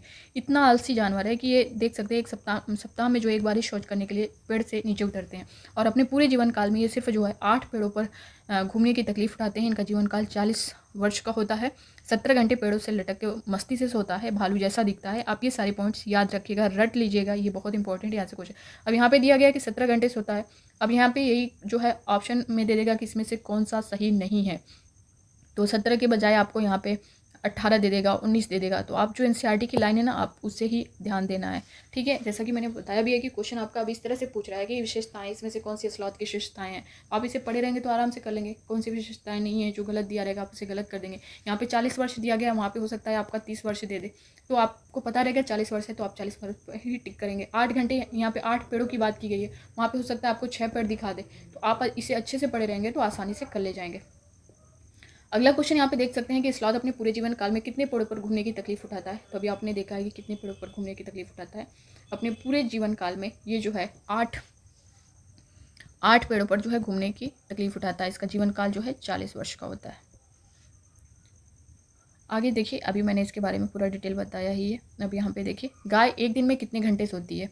गाय एक दिन में जो है वो कितने घंटे सोती है? ऑप्शन ए 2, बी है 4, सी है 6, 8 है 12। अब यहाँ पे आप सोचेंगे कि ये कैसा क्वेश्चन है, तो ये आपका एनसीईआरटी में दिया गया है और यहाँ से क्वेश्चन किया भी गया है आपका। इसलिए गाय एक दिन में अगर बात करें तो ये गाय जो है 4 घंटे सोती है। यहाँ पे बी वाला ऑप्शन करेक्ट हो जाएगा। गाय, अजगर, जिराफ, बिल्ली, इन चारों से ही पूछता है क्योंकि यही चारों आपका एनसीईआरटी में दिया गया है। अजगर एक दिन में कितने घंटे सोता है? तो अजगर की बात करें तो ये 18 घंटे सोता है। तो यहाँ पे सी वाला ऑप्शन इसका करेक्ट हो जाएगा। नेक्स्ट क्वेश्चन है, जिराफ एक दिन में कितने घंटे सोता है? तो जिराफ की अगर बात करें तो बहुत कम सोता है, ये 2 घंटे ही सोता है। और बिल्ली की बात करें तो बिल्ली जो है, बिल्ली एक दिन में कितने घंटे सोती है? तो ये 12 घंटे सोती है। तो यहाँ पे डी वाला ऑप्शन करेक्ट हो जाएगा। ठीक है, तो गाय की अगर बात करें तो 4 घंटे, अजगर की बात करें तो 18 घंटे, जिराफ की बात करें तो 2 घंटे, बिल्ली की बात करें तो 12 घंटे। ये 4 ही आपसे पूछेगा, इसके बाहर आपसे नहीं पूछेगा। अगर ये कितने घंटे सोने की बात करता है तो इन चारों के बाहर नहीं क्वेश्चन करेगा। अब यहाँ पे आप देख भी सकते हैं जो एनसीईआरटी में दिया गया है, ये स्लाथ का सोना बताया गया है कि स्लाथ कितने घंटे 17 घंटे सोता है। और जिराफ है, अजगर है, ये देखिए बताया गया है। ये गाय के सोने का टाइम बताया गया है। गाय जो है ये आपका यहाँ तक 2 बताया गया है, ये 4 हो जाएगा और ये 6 हो जाएगा। ठीक है, ये आपका यहाँ पे 12 हो जाएगा। तो जैसा कि गाय का ये बताया गया है, ये आपका 4 घंटे सोती है। अजगर की बात करें तो ये 18 घंटे यहाँ पे हो जाएगा। यहाँ पे आपका, और जिराफ की बात करें तो जिराफ 2 ही घंटे सोता है, यहाँ तक 2 घंटे है आपका, और यहाँ पे 12 घंटे है। ठीक है, तो आप इसे ध्यान दीजिएगा। नेक्स्ट क्वेश्चन देखेंगे। अगला क्वेश्चन है, बाघ अंधेरे में हमसे कितना गुना बेहतर देख सकता है। जैसा कि मैंने बताया कि अभी बाघ और बाज की बात गिद्ध की बात करें तो 4 गुना होगा, और बाघ की बात करें तो ये 6 गुना होगा। तो बाघ अंधेरे में हमसे कितना गुना बेहतर देख सकता है, तो ये 6 गुना बेहतर देख सकता है। सी वाला ऑप्शन यहाँ पे करेक्ट हो जाएगा। अब यहाँ पे क्वेश्चन करता है कि बाघ का गुराना कितने किलोमीटर तक दिखाई दे सकता है। जैसा कि क्वेश्चन आप देख पा रहे होंगे, बाघ का गुराना कितने किलोमीटर तक सुना जा सकता है। ऑप्शन है 2 किलोमीटर, 3 किलोमीटर, 4 किलोमीटर या फिर 5 किलोमीटर। तो बाघ का गुराना जो है वो 3 किलोमीटर तक सुना जा सकता है। बी वाला ऑप्शन करेक्ट हो जाएगा। अब यहाँ पे एनसीईआरटी का पेज है, जो बाघ अंधेरे में हमसे 6 गुना बेहतर देख सकते हैं। ये एनसीईआरटी की लाइन है। आगे देख सकते हैं, यहाँ पे दिया गया है कि बाघ मौके के अनुसार अपनी आवाज़ बदलता रहता है। गुस्से में अलग आवाज़ और बाघिन को बुलाने हो तो अलग आवाज़, कभी कराहना तो कभी गुर्राना। बाघ का गुर्राना जो है 3 किलोमीटर दूर तक सुना जा सकता है। बाघ हवा से पत्तों के हिलने और शिकार की झाड़ियों में हिलने से हुई आवाज़ में अंतर को भाप लेता है। बाघ के दोनों कान बाहर की आवाज़ इकट्ठा करने के लिए अलग अलग दिशाओं में बहुत ज़्यादा घूम भी जाती हैं। तो ये बाघ से रिलेटेड है, इससे ज़्यादा अलग नहीं पूछेगा। जो एनसीईआरटी में उसी तक उतना ही पूछेगा, ज़्यादा बाहर से नहीं क्वेश्चन आएगा। अब यहाँ पे देख सकते हैं, Jim Corbett national park Bharat के किस राज्य में है। ये भी क्वेश्चन आपका किया गया है। और जिम कॉर्बेट और घाना नेशनल पार्क, इन दो से आपका क्वेश्चन देखने को मिलेगा। तो ये आपका जिम कॉर्बेट की बात करें तो उत्तराखंड, झारखंड, राजस्थान, उत्तर प्रदेश। जिम कॉर्बेट की बात करें तो ये आपका उत्तराखंड में है। ये वाला ऑप्शन यहाँ पे करेक्ट हो जाएगा। अगला क्वेश्चन है, घाना नेशनल पार्क भारत के किस राज्य में है। उत्तराखंड, झारखंड, राजस्थान, उत्तर प्रदेश। तो घाना नेशनल पार्क की बात करें तो ये राजस्थान हो जाएगा। सी वाला ऑप्शन यहाँ पे करेक्ट हो जाएगा। अब यहाँ पे एनसीईआरटी का जो पेज है इससे रिलेटेड, हमारे देश में बाघ और अन्य कई जानवरों की गिनती इतनी कम हो गई है कि इनके लुप्त हो जाने का खतरा है। हमारे देश की सरकार इन्हें बचाने के लिए बहुत से जंगलों को सुरक्षा दे रही है, जैसे उत्तराखंड का जिम कॉर्बेट नेशनल पार्क और राजस्थान के भरतपुर जिले में घाना। इन जंगलों में जानवरों का शिकार मना है। यहाँ लोग जानवरों या जंगल को कोई नुकसान नहीं पहुँचाते। तो जहाँ अगर जिम कॉर्बेट नेशनल पार्क की बात करें तो ये आपका उत्तराखंड होगा, और अगर घाना नेशनल पार्क की बात करें तो ये आपका राजस्थान के भरतपुर में हो जाएगा। तो ये एनसीईआरटी का पेज है। आगे जो क्वेश्चन किया गया, निम्नलिखित में से कौन सा सांप जहरीले होते हैं। ऑप्शन ए नाग, बी है करैत, सी है अफाई, उपरोक्त सभी। तो 4 तरह के सांप जो है जहरीले होते हैं, नाग, करैत, अफाई, दुबोया, 4 हैं। तो इसमें से तीनों करेक्ट हैं। डी वाला ऑप्शन यहाँ पे करेक्ट हो जाएगा। अब यहाँ पे आप एनसीईआरटी का पेज देख पा रहे होंगे, अफाई, करैत, दुबोया, नाग, ये 4 तरह के जो एनसीईआरटी में दिया गया है कि हमारे देश में पाए जाने वाले सांपों में से केवल जो है 4 तरह के सांप ही जहरीले होते हैं, जिसमें से नाग, करैत, दुबोया, अफाई, ये 4 हैं। अब यहाँ से देखिए, इनसे रिलेटेड, सांप से रिलेटेड, जब किसी को काटता है तो उसको उसके 2 खोखले जहर वाले दांतों से उस व्यक्ति के शरीर में जहर चला जाता है। इस जहर से बचने का एक ही उपाय है कि जिस व्यक्ति को सांप ने काटा है उसे तुरंत जहर के असर को खत्म करने के लिए दवाई सीरम दी जाए। यह सीरम सांप के जहर से ही बनाया जाता है और सभी सरकारी स्वास्थ्य केंद्रों में मिलता है। तो आप याद रखिएगा, सांप से रिलेटेड भी आपका क्वेश्चन किया गया है, और इससे पॉइंट से रिलेटेड आपका विशेषताएं में दे सकता है कि इनमें से कौन सी इसकी विशेषताएं कौन सी नहीं है। तो आप इसे पढ़े रहेंगे तो आसानी से कर ले जाएंगे। अगला क्वेश्चन है, निम्नलिखित में से निपेंथीज पौधा कहाँ पाया जाता है। निपेंथीज से भी आपके बहुत क्वेश्चन किए गए हैं। ऑप्शन है ऑस्ट्रेलिया, बी इंडोनेशिया, सी भारत के मेघालय, डी उपरोक्त सभी। तो निपेंथीज की अगर बात करें यहाँ तो निपेंथीज पौधा कहाँ पे, ऑस्ट्रेलिया, इंडोनेशिया, भारत के मेघालय में, उपरोक्त सभी। यहाँ पे सॉरी 1 मिनट, यहाँ पे आप देख सकते हैं जो एनसीईआरटी का जो पेज दिया गया है, शिकारी पौधा जो निपेंथीज है ये ऐसा दिखता है। अब इससे रिलेटेड जो इंपॉर्टेंट पॉइंट्स है आप यहाँ पे देख पा रहे होंगे, कुछ ऐसे पौधे भी होते हैं जो चूहों, मेढकों, कीड़े मकोड़े और छोटे जीवों का शिकार करते हैं। इनमें निपेंथीज सबसे ज़्यादा मशहूर है। ये ऑस्ट्रेलिया, इंडोनेशिया और भारत के मेघालय राज्य में पाया जाता है। इसका आकार लंबे घड़े जैसा होता है, जिसके ऊपर पत्ती के ढक्कन लगा होता है। घड़े से खास खुशबू निकलती है, जिसकी वजह से कीड़े खींचे चले आते हैं। पौधे के ऊपर पहुँचते ही कीड़े अंदर फंस जाते हैं और बाहर नहीं निकल पाते। देखो ये पौधा भी शिकार करते हैं, और वो भी कितनी चतुराई से। बहुत इंपॉर्टेंट है, इसको आप बहुत ध्यान से देखिएगा। तो देखिए ये क्वेश्चन जो है आपसे किया गया है, निम्नलिखित में से निपेंथीज पौधा कहाँ पाया जाता है? तो ये ऑस्ट्रेलिया, इंडोनेशिया और भारत के मेघालय में, भारत के सिर्फ मेघालय में पाया जाता है। तो यहाँ पर डी वाला ऑप्शन जो है आपका करेक्ट हो जाएगा, यानी उपयुक्त सभी। तो इससे रिलेटेड पूरा जो डिटेल है, अब इससे बाहर आपका क्वेश्चन नहीं जाएगा। आगे देख पा रहे होंगे कि मिर्ची हमारे यहाँ कहाँ से आई। ऑप्शन ए दक्षिण अमेरिका, बी अफ्रीका, सी यूरोप, डी भारत। तो मिर्ची हमारे यहाँ कहाँ से आई है? तो ये दक्षिण अमेरिका से आई है। ए वाला ऑप्शन यहाँ पे करेक्ट हो जाएगा। आगे क्वेश्चन है भिंडी और कॉफ़ी हमारे यहाँ कहाँ से आई है? तो भिंडी और कॉफ़ी की बात करें दक्षिण अमेरिका या फिर अफ्रीका या फिर यूरोप या फिर भारत। तो भिंडी और कॉफ़ी की बात करें तो ये अफ्रीका से आई है। बी वाला ऑप्शन यहाँ पे करेक्ट हो जाएगा। अगला क्वेश्चन है सोयाबीन हमारे यहाँ कहाँ से आई है? सोयाबीन की बात करें तो दक्षिण अमेरिका या फिर अफ्रीका या फिर यूरोप या फिर चीन। तो सोयाबीन की अगर बात करें तो सोयाबीन जहाँ आपसे पूछेगा आप लोग चीन को टिक कर दीजिएगा। अब यहाँ पे जो एनसीईआरटी का पूरा पेज है आप लोग देख पा रहे होंगे, आलू मिर्ची चाय जी, ये पूरी पोएम है। अब इसमें पूरा सब कुछ आप लोग डिटेल देख सकते हैं। आलू मिर्ची चाय जी कौन कहाँ से आए जी? सात समंदर पार से, दुनिया के बाजार से, व्यापार से, उपहार से, जंग लड़ाई मार से, हर रस्ते से आए जी आलू मिर्ची चाय जी। दक्षिण अमेरिकी मिर्ची रानी मसालों की है पटरानी। तो दक्षिण अमेरिका से क्या आई है? मिर्ची रानी, जैसा कि अभी आपने देखा है। और नीचे आप देख पा रहे होंगे मूंगफली आलू अमरूद धूम मचाती करते उछल कूद, साथ टमाटर आए जी आलू मिर्ची चाय जी। भिंडी है अफ्रीका की, भूरी भूरी काफ़ी भी। तो भिंडी और कॉफ़ी जो है ये अफ्रीका से आया है। अब आगे देखिए नक्शे में यूरोप किधर? वहाँ से आई गोभी मटर। गोभी मटर की बात करें तो ये यूरोप से आए हैं। चाय असम की बाई जी आलू मिर्ची चाय जी। तो चाय जी, तो जहाँ चाय की बात करें तो आप असम टिक करिएगा। चली चीन से सोयाबीन, सोयाबीन की बात करें तो आपका चीन करेक्ट होगा। पहुंची अमेरिका बजाती बीन, घूम घाम लौटी अपने देश, उसमें है गुड़ कई विशेष। रूप जमाकर आई जी आलू मिर्ची चाय जी। बैगन मूली सेम करेला आम संतरा बेर और केला, पालक परवल टिंडा मेथी, भाई बहन ये सब देशी। तो अगर बैगन मूली सेम करेला आम संतरा बेर और केला पालक परवल टिंडा मेथी की बात करें तो ये सब देश अपने हैं, यानी भारत के हैं। तो इसे याद रखिएगा। भारत की पैदाइश जी कौन कहाँ से आए जी? आलू मिर्ची चाय जी। ठीक है, तो यहाँ से क्वेश्चन आपका किया गया है, इसलिए मैंने पूरा चुप है, मैं एनसीईआरटी में जो दिया गया है वो मैंने पूरा सब कुछ यहाँ पे शेयर कर दिया है। अब प्लीज़ दोस्तों रिक्वेस्ट है, अगर मैं आपके लिए इतना कुछ कर पा रही हूँ तो प्लीज़ इस वीडियो को ज़्यादा से ज़्यादा लोगों तक शेयर करें। आप अगर आपने चैनल को सब्सक्राइब नहीं किया तो सब्सक्राइब जरूर कर लें। इसी तरह हर सब्जेक्ट का आपको मैं मैराथन दे दूँगी और 1 से 2 घंटे में आप एक अच्छी तैयारी कर लेंगे। अगर अभी तक आपने कुछ नहीं किया है आप एक अच्छा स्कोर करके आएंगे। अगला क्वेश्चन आप लोग स्क्रीन पर देख पा रहे होंगे कि एवरेस्ट पर चढ़ने वाली प्रथम भारतीय महिला कौन थी? ऑप्शन ए में दिया गया सुनीता विलियम, बी है नील आर्मस्ट्रांग और सी है बछेंद्री पाल, डी है इनमें से कोई नहीं। तो एवरेस्ट पर चलने वाली प्रथम भारतीय महिला कौन थी? तो ये थी बछेंद्री पाल। सी वाला ऑप्शन यहाँ पे आपका करेक्ट हो जाएगा। नेक्स्ट क्वेश्चन देखेंगे। अगला क्वेश्चन यहाँ पे दिया गया कि बछेंद्री पाल कितने मिनट तक दुनिया की सबसे ऊंची चोटी पर रही? तो ये जो है 43 मिनट तक रही। बी वाला ऑप्शन यहाँ पे करेक्ट हो जाएगा।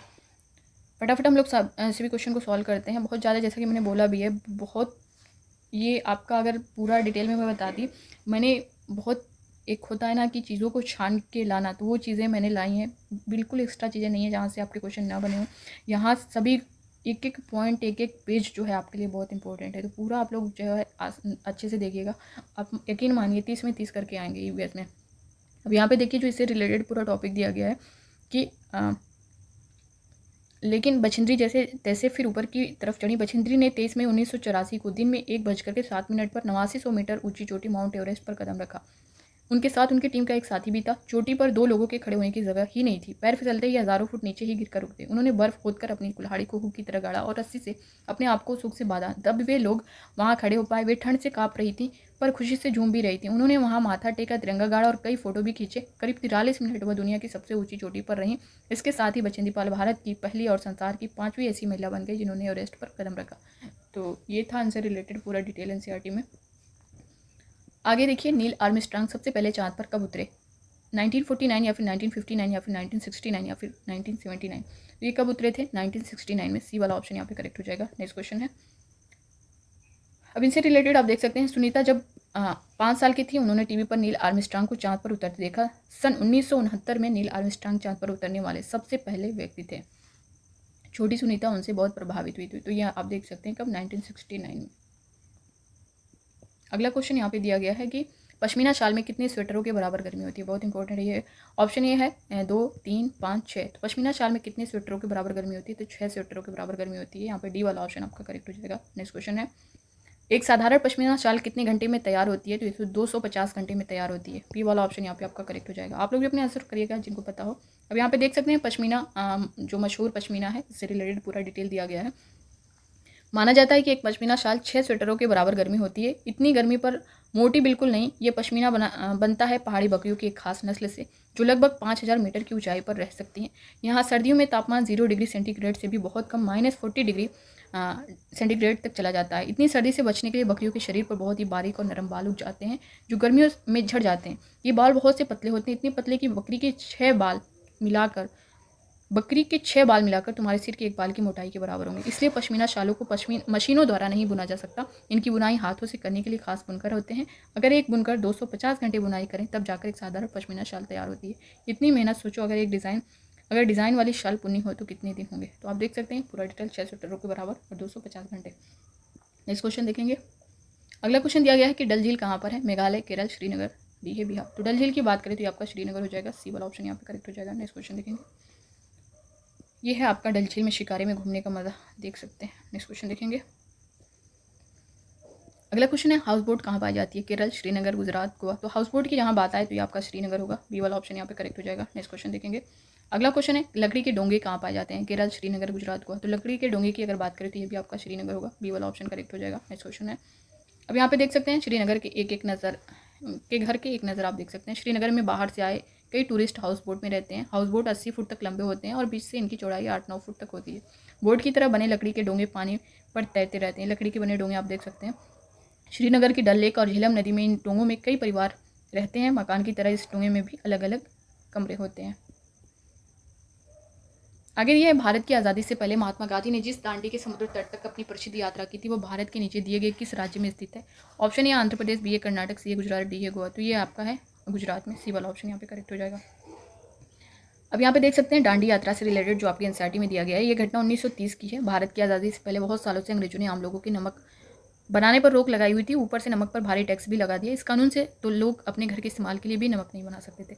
भला बताओ नमक जैसी चीज़ के बिना गुजारा कैसे हो। लोगों को मजबूरी में दुकानों से महंगा नमक खरीदना पड़ता था। इस बात से लोग बहुत नाराज थे। गांधी जी का कहना था जो चीज़ हमें कुदरत ने दी है उसे बनने पर बंदिश कैसी। उन्होंने लोगों के साथ मिलकर अहमदाबाद से दांडी के समुद्र तट तक एक लंबी यात्रा की।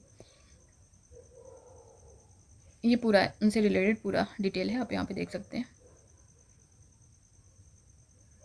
यहाँ पे दिया गया है कि दांडी के समुद्र तट तक एक लंबी यात्रा की और अहमदाबाद से इस गलत कानून को तोड़ा। जानते हो नमक कैसे बनाया जाता है। समुद्र के पानी को ज़मीन पर क्यारियों में भर दिया जाता है। तेज़ धूप में पानी सूख जाता है और नमक के ढेर वहीं रह जाते हैं।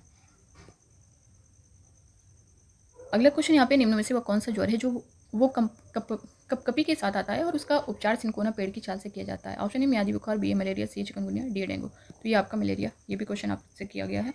अब यहाँ पे उससे रिलेटेड जो पॉइंट्स है देख सकते हैं। मलेरिया की दवाई बहुत पुराने समय से सिनकोना पेड़ की छाल से बनाई जाती है। तो सिनकोना पेड़ की छाल आप याद रखिएगा मलेरिया की दवाई के लिए।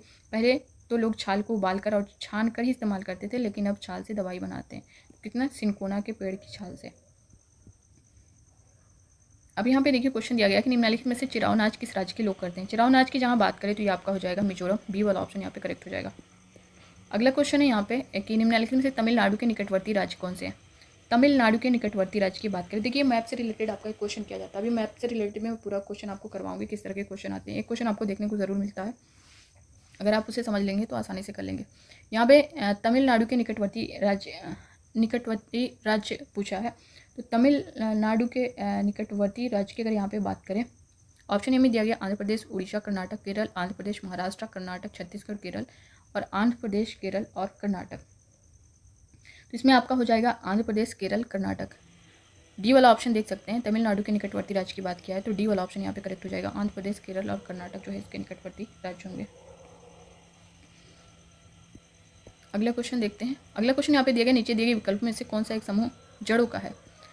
चुकंदर, आलू, अदरक, गाजर, हल्दी, अदरक, शकरकंदी, मूली, हल्दी, गाजर, चुकंदर, मूली। तो यहाँ पे चुकंदर, आलू, अदरक जो है ये आपका तने में आता है। ये नहीं होगा, ये भी नहीं होगा। हल्दी भी आपका तने में आता है। तो यहाँ पे जड़ों की बात किया गया तो गाजर, चुकंदर, मूली, ये आपका डी वाला ऑप्शन यहाँ पे करेक्ट हो जाएगा।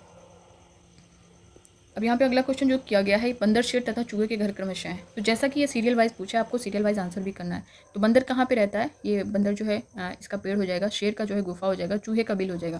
तो सबसे पहले अगर आप देखेंगे तो ये घोंसला दिया गया, बंदर घोंसला में रहता है नहीं ना, तो ये कट हो जाएगा। गुफा में रहता है नहीं, ये भी कट हो जाएगा। पेड़ में रहता है, देख लेते हैं इसको, बिल में रहता है नहीं, तो आपका ये करेक्ट हो जाएगा। बंदर पेड़ पर, शेर गुफा में और आपका चूहा जो है बिल में। सी वाला ऑप्शन यहाँ पे करेक्ट हो जाएगा। ठीक है, अगला क्वेश्चन देखेंगे। अगला क्वेश्चन क्या गया है, जब कोई व्यक्ति ट्रेन द्वारा अहमदाबाद से केरल की यात्रा करता है, जब वह अनेक सुरंगों को पार करता है, ये सुरंगें पर्वतों में हैं?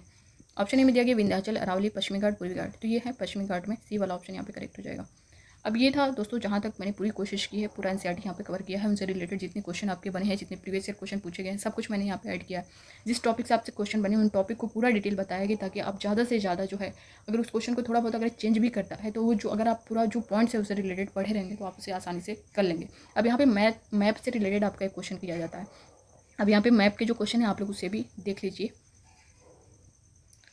अब यहाँ पे आप देखेंगे दोस्तों सीटेट ईवीएस में आपके मैप से भी एक क्वेश्चन किया जाता है। तो मैप यहाँ पे इस चीज़ को आप जितने क्वेश्चन है आप इसको समझ लेंगे तो आपका ये क्वेश्चन गलत नहीं होगा। सबसे पहले आपको क्वेश्चन देखने से पहले मैं आपको ये बताऊँगी, ये जो है आपको ये समझना ज़रूरी है। ये आप देख पा रहे होंगे स्क्रीन पर ये चीज़, यहाँ पर आपका पॉइंट्स जो रहेगा ये आपका नॉर्थ आएगा, ऊपर आपका जो है नॉर्थ रहेगा, नीचे आपका साउथ रहेगा, ये आपका ईस्ट है राइट साइड में, और ये आपका वेस्ट है। अब यहाँ पे ये चीज़ लाइन आप देख पा रहे होंगे जो डायरेक्शन है ये उत्तर पूर्व में आएगा, यानी यहाँ पर आपका उत्तर है, नॉर्थ है, इधर ईस्ट है, तो उत्तर पूर्व में आ जाएगा। अब यहाँ पे अब अगर आप देखेंगे ये आपका नॉर्थ है और इस साइड आपका क्या है पश्चिम है, यानी उत्तर है ये पश्चिम है, तो ये आपका उत्तर पश्चिम यहाँ पे बोला जाएगा। और यहाँ पे पश्चिम है आपका, यहाँ पे दक्षिण है, तो ये दक्षिण पश्चिम में आएगा, और दक्षिण पूर्व में आपका ये आएगा, यहाँ पे पूर्व है यहाँ पे दक्षिण है। तो ये चीज़ आपको ध्यान देनी है। इसी पे अगर आप ये इतना समझ लेंगे तो आप क्वेश्चन को आसानी से कर लेंगे। अब यहाँ पे क्या होता है कि मैप में अगर आप देख पा रहे होंगे तो जैसा कि अब ये मैंने क्वेश्चन करवाया था तो उसमें पूछा था कि तमिलनाडु के निकटवर्ती राज्य कौन से हैं। आपका तमिलनाडु कहाँ पे है, ये आप देख पा रहे होंगे तमिलनाडु के निकटवर्ती राज्य आप देख सकते हैं केरल है, कर्नाटक है, आंध्र प्रदेश है। तो ये 3 आंसर आपको कर देना है, ये जो आप पता रहेगा तभी आप इसे कर पाएंगे। ठीक है, तो फिलहाल हम लोग क्वेश्चन को सॉल्व करते हैं। पहला क्वेश्चन आप लोग स्क्रीन पर देख पा रहे होंगे, केरल के निकटवर्ती राज्य। केरल का निकटवर्ती राज्य यहाँ पे किया गया है, तो केरल का निकटवर्ती राज्य आप यहाँ पे केरल देख सकते हैं। इसका निकटवर्ती राज्य अगर आप देखेंगे तो तमिलनाडु और कर्नाटक इससे लगे हुए हैं। तो कर्नाटक और तमिलनाडु इसमें आप देख सकते हैं ऑप्शन में क्या दिया गया है, कर्नाटक और महाराष्ट्र दिया गया, आंध्र प्रदेश और कर्नाटक दिया गया है, तमिलनाडु और आंध्र प्रदेश दिया गया है, तमिलनाडु और कर्नाटक दिया गया है। तो जैसा कि मैंने अभी बताया कि उससे लगे हुए जो राज्य हैं वो तमिलनाडु और कर्नाटक हैं। तो यहाँ पे डी वाला जो ऑप्शन है ना आपका ये करेक्ट हो जाएगा, डी वाला तमिलनाडु और कर्नाटक। ठीक है, नेक्स्ट क्वेश्चन देखेंगे। अगला क्वेश्चन दिया गया है कि भारत की आज़ादी से पहले महात्मा गांधी ने जिस दांडी के समुद्री तट पर अपनी प्रसिद्ध यात्रा की थी वो भारत के नीचे दिए गए किस राज्य में स्थित है। ऑप्शन ए है गुजरात, बी है महाराष्ट्र, सी है आंध्र प्रदेश, डी है कर्नाटक। तो किस राज्य में है, ये गुजरात में। अभी मैंने इसका पूरा डिटेल भी बताया था आप सभी को। नेक्स्ट क्वेश्चन यहाँ पे भारत में बिहार के संबंध में जम्मू और कश्मीर और गोवा का स्थान क्या है। भारत में बिहार के संबंध में पूछा है, तो बिहार के संबंध में जम्मू कश्मीर और गोवा का स्थान पूछा है। तो अब यहाँ पे अगर आप मैप में देखेंगे बिहार के सम्मुख जम्मू कश्मीर और गोवा का स्थान यहाँ पे आपको बताना है। तो ये देखिए मैप देख पा रहे होंगे, यहाँ पे फुल देखेंगे तभी कंफर्म होगा। यहाँ पे देखिए ये आपका बिहार है और यहाँ से जम्मू कश्मीर और गोवा का। अब यहाँ पे अगर आप देखेंगे जैसा कि मैंने जो डायरेक्शन बताया था, अगर आप यहाँ बिहार से देख रहे हैं तो ये आपका किस में आएगा, ये आएगा आपका उत्तर पश्चिम में, और ये आएगा आपका पश्चिम दक्षिण पश्चिम में आएगा, उत्तर पश्चिम और दक्षिण पश्चिम में आएगा। तो आप देख सकते हैं किस ऑप्शन में आपका ये है,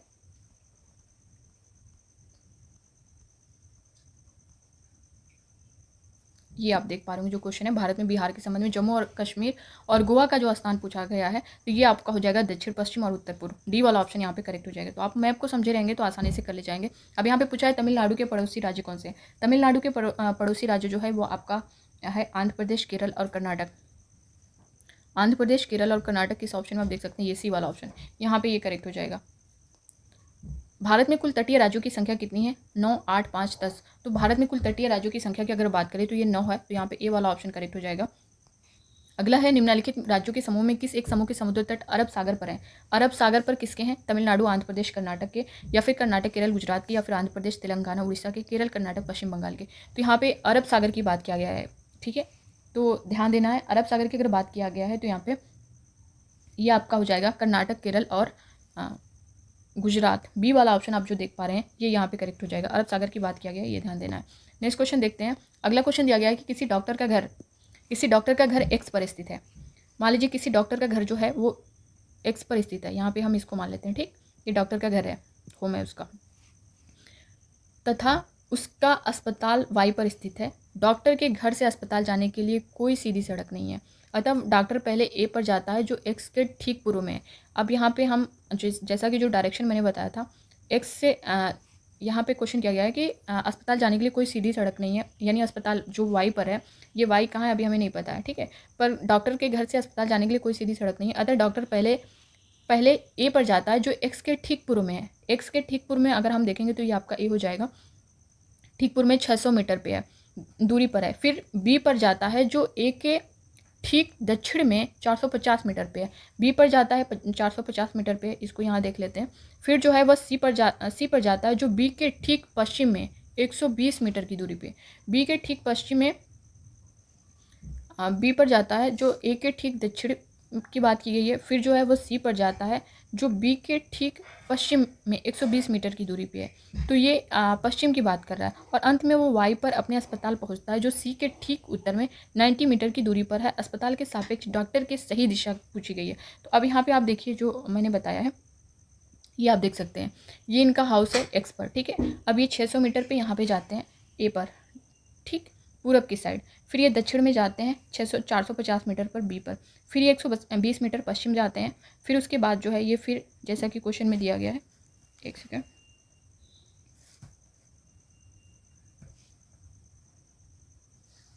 ये बी पर आपने देखा कि बी पर जाते हैं जो ए के ठीक दक्षिण में 450 मीटर की दूरी पर है। और फिर वह सी पर जाते हैं जो बी के ठीक पश्चिम में 120 मीटर पर है। ये सी पर 120 मीटर आप देख पा रहे होंगे। और फिर उसके बाद जो है वो वाई पर अपने अस्पताल पहुंचते हैं जो सी के ठीक उत्तर में 90 मीटर है। सी के ठीक उत्तर आप इधर जाएंगे, ये वाई है आपका, और ये 90 मीटर पे है। तो ये आप जो अपने हॉस्पिटल पहुंच जाते हैं। अब यहाँ पे क्या किया है कि अस्पताल के सापेक्ष डॉक्टर के घर की सही दिशा पूछा है।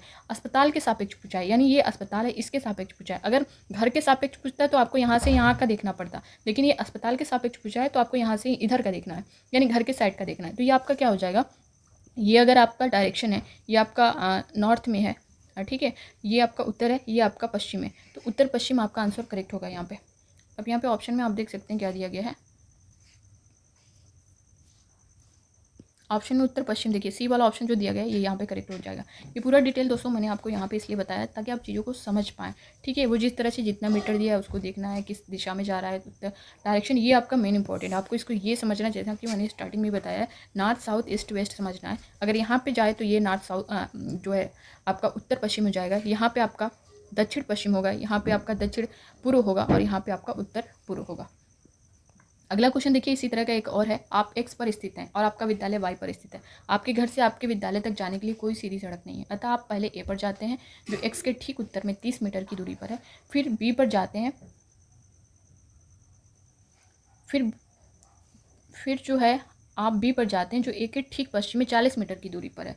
फिर आप सी पर जाते हैं जो बी के ठीक उत्तर में 30 मीटर की दूरी पर है। और अंत में आप वाई पर अपने विद्यालय पहुंचते हैं जो सी के ठीक पश्चिम में 40 मीटर दूरी स्थित है। विद्यालय के सापेक्ष आपके घर की सही दिशा यहाँ पे पूछा है। तो यहाँ पे अगर आप देखेंगे, ये भी मैंने यहाँ पे बताया है, आप यहाँ पे देख सकते हैं कि आप जो है एक्स पर स्थित हैं, ठीक है, ये आपका एक्स है, और आपका विद्यालय वाई पर स्थित है जो कि अभी आपको पता नहीं है किधर है, ठीक है। आपके घर से आपके विद्यालय तक जाने के लिए कोई सीधी सड़क नहीं है, तो आप पहले ए पर जाते हैं जो एक्स के ठीक उत्तर में। अब यहाँ से अगर आप उत्तर देखेंगे तो आप एक्स के ठीक उत्तर आपका ये हो गया, ठीक। एक्स के ठीक उत्तर में 30 मीटर की दूरी पर है, ये आपका 30 मीटर की दूरी पर है। फिर आप बी पर जाते हैं जो ए के ठीक पश्चिम, अब यहाँ से पश्चिम इस साइड आपका आएगा, तो ठीक पश्चिम 40 मीटर पर आपका ये है बी। फिर आप सी पर जाते हैं जो बी के ठीक उत्तर, अब बी के ठीक उत्तर अगर आप यहाँ से देखेंगे तो ये हो जाएगा, और ये जो है 30 मीटर की दूरी पर है, ये जो है आपका 30 मीटर की दूरी पर है। और अंत में आप वाई पर अपने विद्यालय पहुँचते हैं जो सी के ठीक पश्चिम में। अब यहाँ से पश्चिम अगर आप देखेंगे तो इस साइड हो जाएगा ना, ये आपका उत्तर हो जाएगा, ये पश्चिम हो जाएगा। तो सी से के ठीक पश्चिम 40 मीटर, अब यहाँ पर आपका 40 मीटर पे वाई है, ठीक है। आप अपने विद्यालय वाई पर पहुंच जाते हैं जो सी के ठीक पश्चिम में 40 मीटर दूरी पर स्थित है। विद्यालय के सापेक्ष आपके घर की सही दिशा क्या है। अब यहाँ पे विद्यालय के सापेक्ष आपके घर की सही दिशा पूछा है। विद्यालय के सापेक्ष, विद्यालय आपका वाई है और घर जो है आपका यहाँ पे एक्स है। तो विद्यालय के सापेक्ष अगर पूछा है तो आपको यहाँ से देखना है, ठीक है, ये आपका विद्यालय। इससे आपके घर की दिशा पूछा है तो आप इस तरह साइड अगर आप देखेंगे तो ये आपका हो जाएगा उत्तर, सॉरी, ये आपका ईस्ट है, ये आपका साउथ है, तो ये आपका हो जाएगा दक्षिण पूर्व दिशा में होगा। तो यहाँ पे देख सकते हैं ऑप्शन में क्या दिया गया है, दक्षिण पूर्व आपका जो दिया गया डी वाला ऑप्शन, यहाँ पे ये आपका करेक्ट हो जाएगा। तो इस तरह से आपको क्वेश्चन को सॉल्व करना है और यहाँ से एक नंबर आप आसानी से कर सकते हैं, बस आपको इसको समझना है, ठीक है। झारखंड हमारे देश के मानचित्र पर कहाँ स्थित है। अब यहाँ पे पूछा है कि झारखंड जो है हमारे देश के मानचित्र पर कहाँ स्थित है। उड़ीसा के उत्तर में, उत्तर प्रदेश के, छत्तीसगढ़ का दक्षिण पूर्व, पश्चिम बंगाल के पूर्व में। तो झारखंड हमारे देश के मानचित्र पर कहाँ स्थित है, यहाँ पे अगर आप मैप में देखेंगे झारखंड, आपका झारखंड आप ये देख सकते हैं, ये रहा झारखंड। कहाँ स्थित है, जैसा कि बोला है कि उड़ीसा के उत्तर में, तो ये उड़ीसा के उत्तर में आएगा, तो उड़ीसा वाला ऑप्शन जो है ये आपका करेक्ट हो जाएगा। ये देखिए उड़ीसा के उत्तर में ये वाला ऑप्शन यहाँ पे करेक्ट हो जाएगा। नेक्स्ट क्वेश्चन देखेंगे। अगला क्वेश्चन दिया गया है, गांधीधाम गुजरात का रहने वाला कोई व्यक्ति पहले भोपाल, मध्य प्रदेश और फिर हैदराबाद, आंध्र प्रदेश जाना चाहता है, उसकी यात्रा की दिशाएं क्या होंगी। यहाँ पे क्वेश्चन किया गया है, गांधीधाम गुजरात का रहने वाला है, वो पहले जो है मध्य प्रदेश और फिर हैदराबाद, आंध्र प्रदेश जाना चाहता है। अब यहाँ पे मैप में अगर आप देखेंगे तो गुजरात का कोई रहने वाला है, ये पहले जो है मध्य प्रदेश भोपाल में जाके फिर जो है हैदराबाद, तो ये पहले किस साइड जाएगी, पहले पूर्वी दिशा में जाएगा, फिर उसके बाद जो है ये दक्षिण दिशा में जाएगा। तो ऑप्शन में देखिए क्या दिया गया है, पहले पूर्व फिर दक्षिण, पहले पूर्व फिर दक्षिण, पहले पश्चिम, पहले दक्षिण, नहीं पहले पूर्व जाएगा, पहले पूर्व दिशा में फिर दक्षिण दिशा में, तो ये सी वाला ऑप्शन आपका करेक्ट हो जाएगा। तो ये था दोस्तों मैप का क्वेश्चन, जो जितना पॉसिबल हो सका मैंने आपको यहाँ पे सॉल्व करवाने की कोशिश की है। ये सभी क्वेश्चन आपसे किए गए हैं और मैप से आपका एक क्वेश्चन बनता ही बनता है, तो आप सभी के लिए बहुत इंपॉर्टेंट है और पूरी एनसीईआरटी जो है मैंने आपको यहाँ पे कवर करवा दी है। बाकी एक बार से फिर से मैं इस सारे क्वेश्चन मैंने दिए हैं, इन सारे क्वेश्चन को चेक करूँगी। मुझे जहाँ भी लगेगा कि जो कमियाँ रह गई हैं या फिर कुछ आपके कुछ टॉपिक बच गए हैं, जो भी कुछ भी लगेगा, तो मैं एक और मैराथन आपको दे दूँगी, आप उसे ज़रूर देख लीजिएगा। सारी चीज़ें यहाँ पे जहाँ तक मैंने पूरी कोशिश की है देने की, पूरा एनसीईआरटी आपको यहाँ पे मिल जाएगा। उससे रिलेटेड क्वेश्चन भी मैंने सॉल्व करवा दिए हैं, ताकि जो क्वेश्चन आपके पूछे गए हैं, जिस टॉपिक से बार बार, जैसा कि मैंने बताया कि स्लॉथ से है, हाथी से है, मधुमक्खियों से रिलेटेड है, ऑस्ट्रेलियाई ओक से है, इन सभी से काफ़ी क्वेश्चन आपके किए जाते रहे हैं और बहुत इंपॉर्टेंट है आप सभी का। ये कहें कि सीटेट का फेवरेट क्वेश्चन है, तो आप फेवरेट टॉपिक है, तो आप लोग इन सभी जितने भी टॉपिक मैंने बताया हैं उसको डिटेल में समझिएगा, अच्छे से समझिएगा। बहुत ज़्यादा टाइम मैंने आप सभी का नहीं लिया है, फिर भी अब जितने भी क्वेश्चन है मैं उसको एक वीडियो के माध्यम से उन सारे क्वेश्चन को भी सॉल्व करवाऊंगी और सब्जेक्ट वाइज सभी का मैं दे दूँगी, आप लोग ज़रूर देखिएगा। और प्लीज़ दोस्तों, आपको ज़रा भी अगर हेल्पफुल लगा होगा तो आप लाइक कर दीजिएगा और ज़्यादा से ज़्यादा लोगों तक शेयर करिएगा। चैनल को सब्सक्राइब जरूर कर लीजिएगा, ताकि हर क्लास और सीटेट से रिलेटेड हर अपडेट आपको टाइम पर मिलती रहे। फीडबैक अपना ज़रूर दीजिएगा। मिलते हैं नेक्स्ट क्लास में, तब तक के लिए बाय बाय, ठीक है। उम्मीद है कि आप इस वीडियो को ज़्यादा से ज़्यादा प्यार देंगे, ठीक है। इसी तरह खुश रहिए, पढ़ते रहिए। Thank you. और अपने एग्ज़ाम की तैयारी में पूरे मन से लगिए, एक अच्छा स्कोर करिए। और जैसा कि मैंने हर वीडियो में भी आपको बताया कि आप जो भी कैटेगरी आपकी होगी, चाहे आप जनरल हो, ओबीसी हो, एससी हो, एसटी हो, आप लोग वो टारगेट मत लेकर के चलिएगा। जैसा कि जो ओबीसी एससी एसटी वाले हैं उनका 82 पर क्वालिफाई होता है, जनरल का 90 पर क्वालिफाई होता है, तो आप 82 को मान के बिल्कुल भी मत चलिएगा। आप जो भी हो, चाहे ओबीसी हो, एससी हो, एसटी हो, जो भी हो, आप लोग 90 प्लस का टारगेट रखिएगा। सब कोई 100 प्लस का टारगेट रखिएगा, क्योंकि अगर आप 100 प्लस का टारगेट रखते हैं तो उसके आसपास आपका स्कोर देखने को मिलेगा। अगर आप उससे सोच रहे हैं कि आप 82 कर लेंगे तो आप पास हो जाएंगे, तो फिर वही बच्चे पीछे रह जाते हैं, ठीक है।